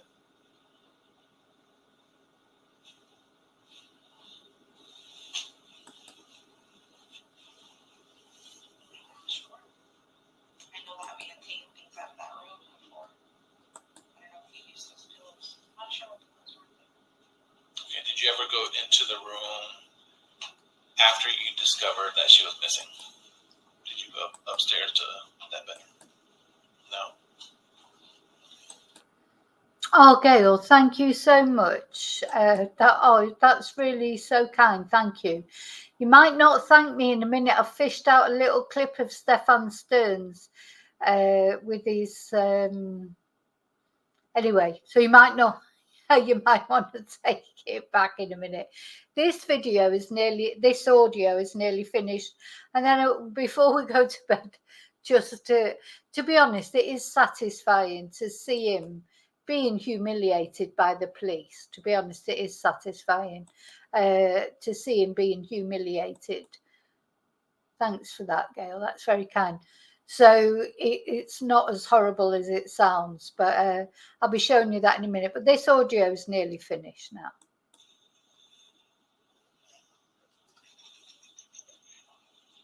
So when you go to sleep in your room, and you're either with Maddie or without Maddie or with Stefan, is your door open, closed, lights on, lights off? When I go to sleep. So I have a cat. I can't shut the door. I have to leave cracked. So it stays cracked. With a little door stopper behind it so it doesn't open all the way because my cat will just. Yeah, but we sleep with the door cracked. Okay, lights on, lights off. Lights off with a YouTube video playing in the background, playing rain sounds. Okay, would the screen be illuminated, or is it something where a screen like a phone where the screen goes black and it still plays? It goes black, yeah. Do you remember it happened that night if you were listening to those YouTube videos? Or?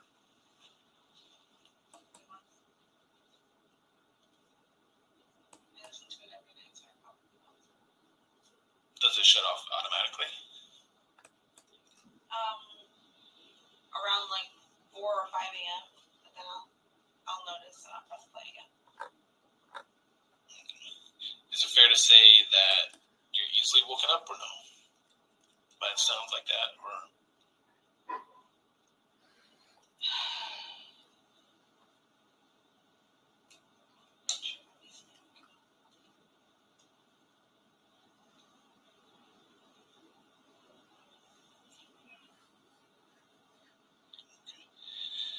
now the purpose of you telling or having Matt.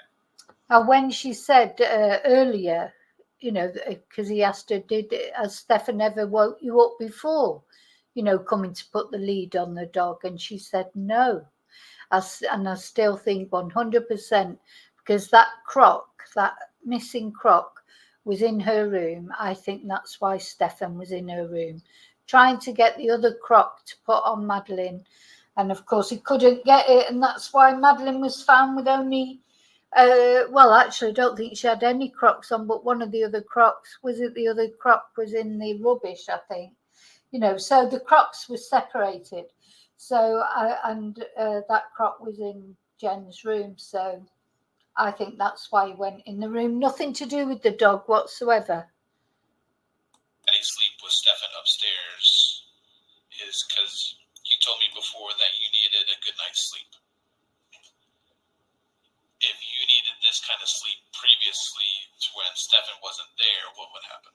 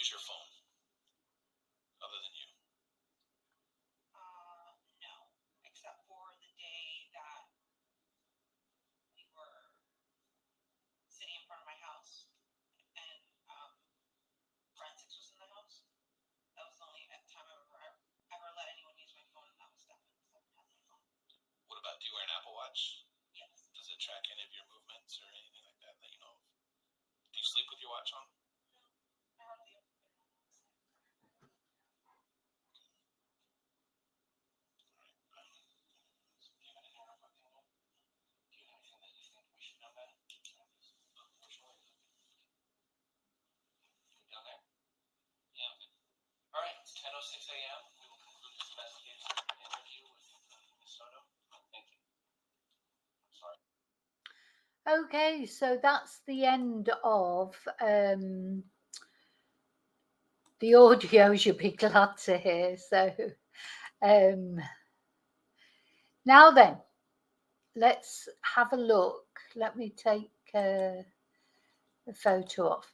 So prepare yourself, because I'm going to just show, this is a video interrogation that's come out of Stephen Stearns.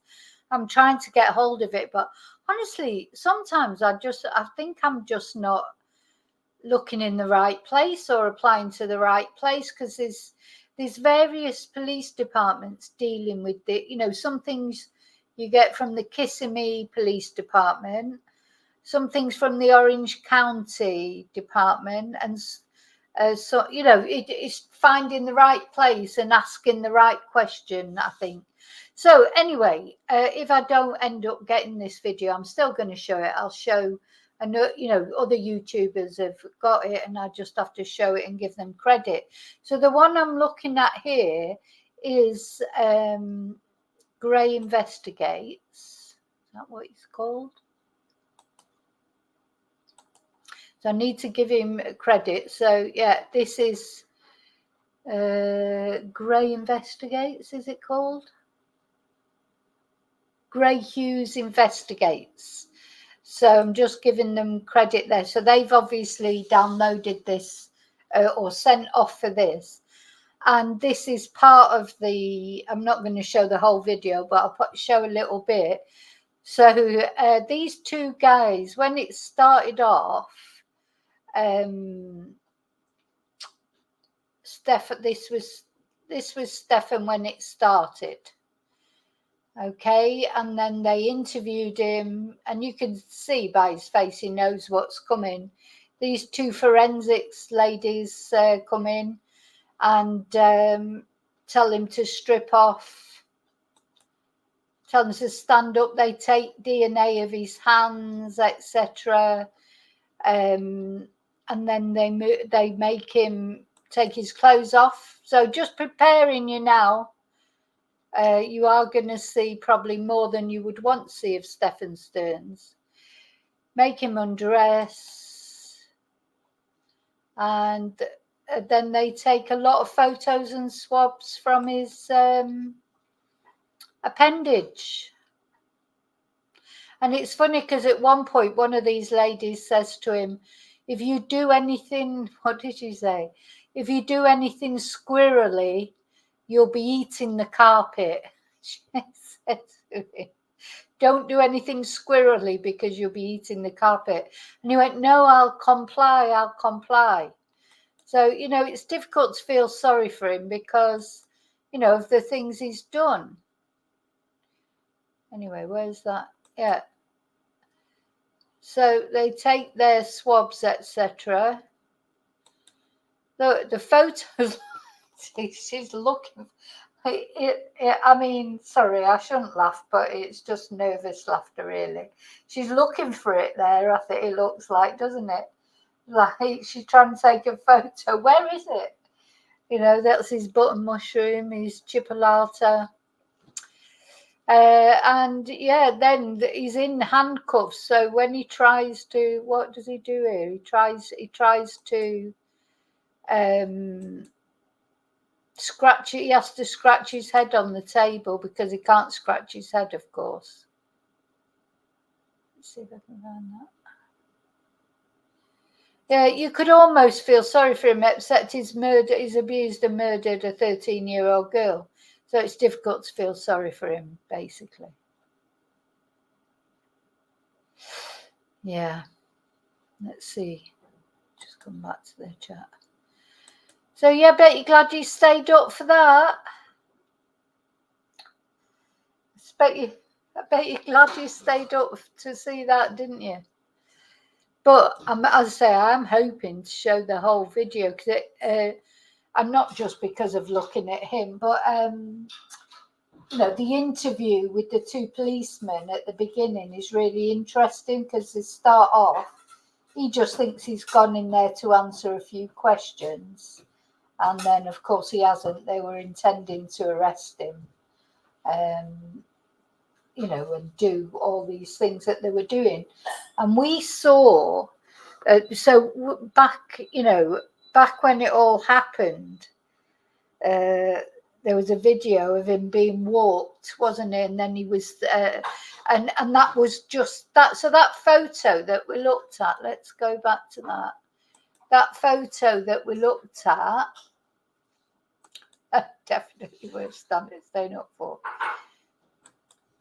I think this photo was, because he's in that white suit, and was taken, you know, afterwards. So that's why he's looking like that, because he's just been through all that. Shame. It's a shame. Just, yeah. Yeah, the poor women that have to do that, isn't it? It's not a very nice job, I suppose. Or maybe it is like a satisfying job, knowing that you, you know, helping to nail someone like him.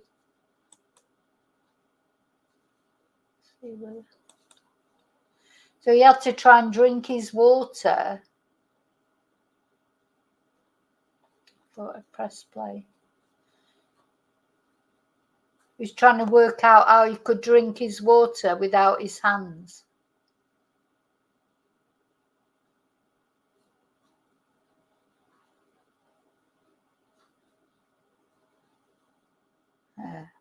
Yeah, he don't look very happy, does he? Good.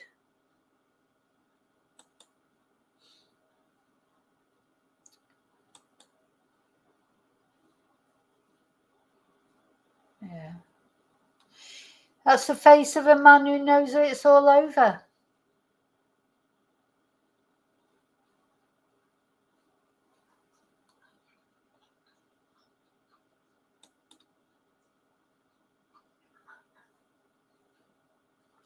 Oh, look.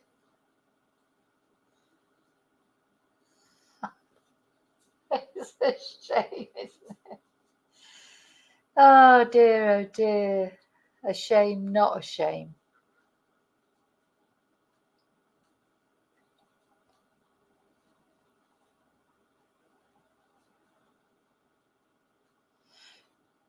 He just looks so sorry for himself, doesn't he?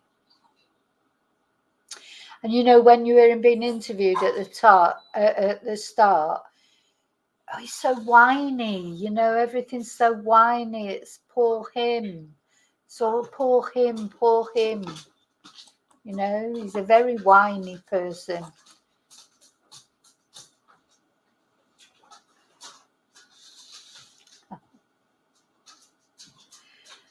Yeah, he's a bit pathetic, isn't he, really?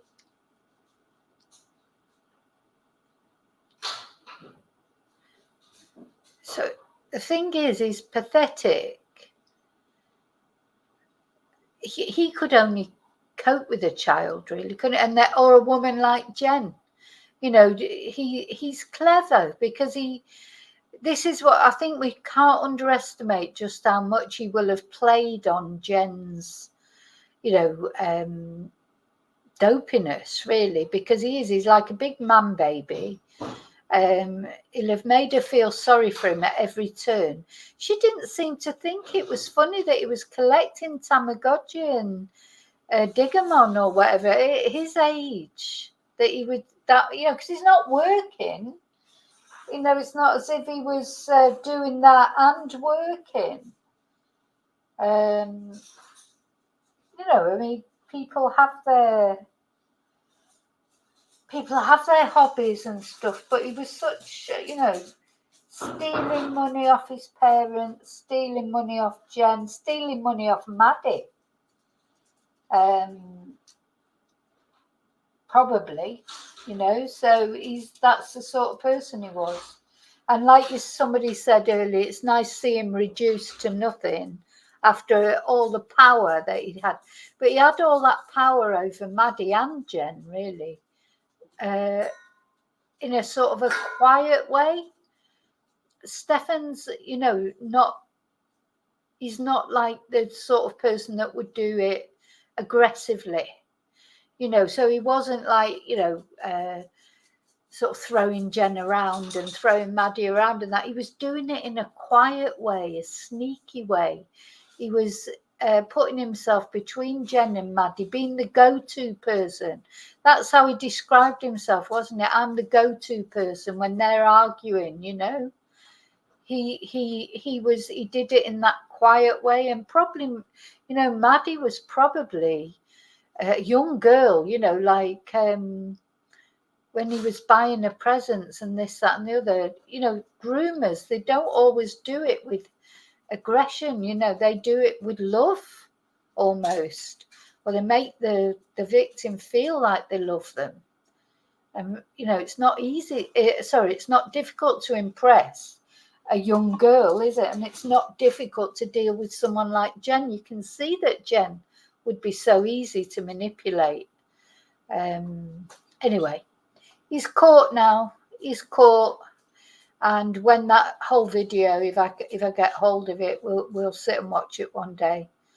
As I said, the interview at the beginning is very interesting. I don't know what these police must have thought of this guy. Crikey.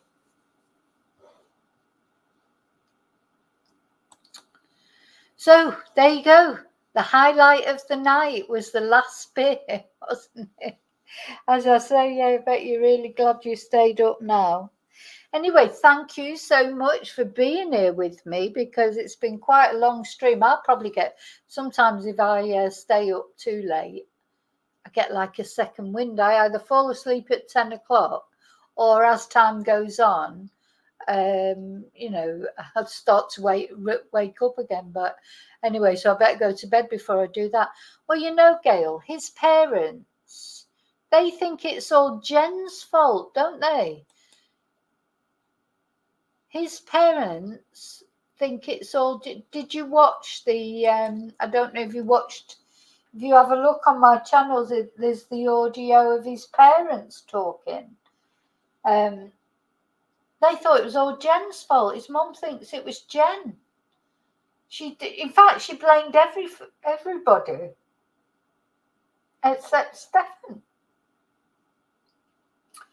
You know, all these parents were concerned about was getting that car back, because it was their poodle ambulance. They breed poodles. They wanted the car back because the car that he carried dead Madeline around in was their car. And they were just saying to the police, when are we going to get the car back? As if you would want that car back. Knowing that Madeline, who they knew, they had a relationship with Madeline, because in effect she was their step-grandchild, wasn't she really? They had a relationship with her. They even blamed Madeline. His mum said that Madeline had got precocious as she got older. No, so it was like her fault. It was everybody's fault except for sinister Stefan. So, okay, so I just want to say thank you again to Gail, who sent me 2 super stickers, which was so kind. And of course, thank you to Heather, who's always a big supporter of my channel. Thank you so much, Heather, who also sent me a super sticker. So thank you, ladies. And thank you to the rest of you, all of you, for being members. Thank you for being here with me through all that. And also, not only the ones of you that have been in chat, because I know there's a lot of people watching at home as well, that I can see from the views on the YouTube, on my YouTube stats thing. So thank you. Hey, thank you for watching and being members. The dogs have swapped over, so my dogs are going to start barking now. Oh, they're all lively because now the weather's cooled down. They get a bit livelier. When it was hot, they were just lying around, sort of, hello, baby. Yeah, they're like, oh. They'll want to play now, and I'm going to bed. So I'll see you really soon in the next video, as always. But take care. Remember to look after you, because you are the most important person. and I'll see. Yeah, go have a look, Gail. Do you want me to link it in here? I wonder if I can find it easily. Sometimes it's hard to find the videos because there's quite a lot of them. Let's see, I might be able to link it up in here. Was it alive? It was definitely alive.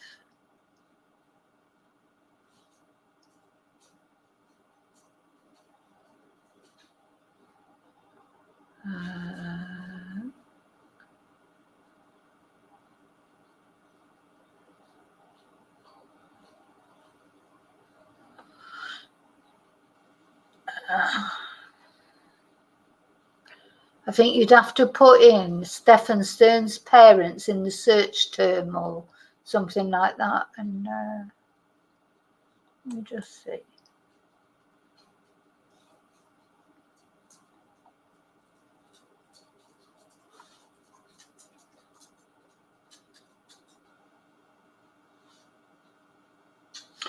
Yeah, there were 2 parts to it. Yeah, so it's Stephen Stern's Parents Speak, part 1, and then there's a part 2. So if you put in search in my channel, Stephen Stern's Parents Speak, part 1 and part 2, that'll come up.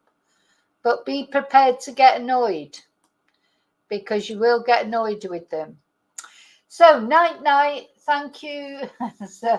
Thank you so much. And as I'm going to play I've got a little tribute video to Madeline, very short it is. I'm going to play that and then my video. But thank you all, and until I see you again, as always, may your God go with you.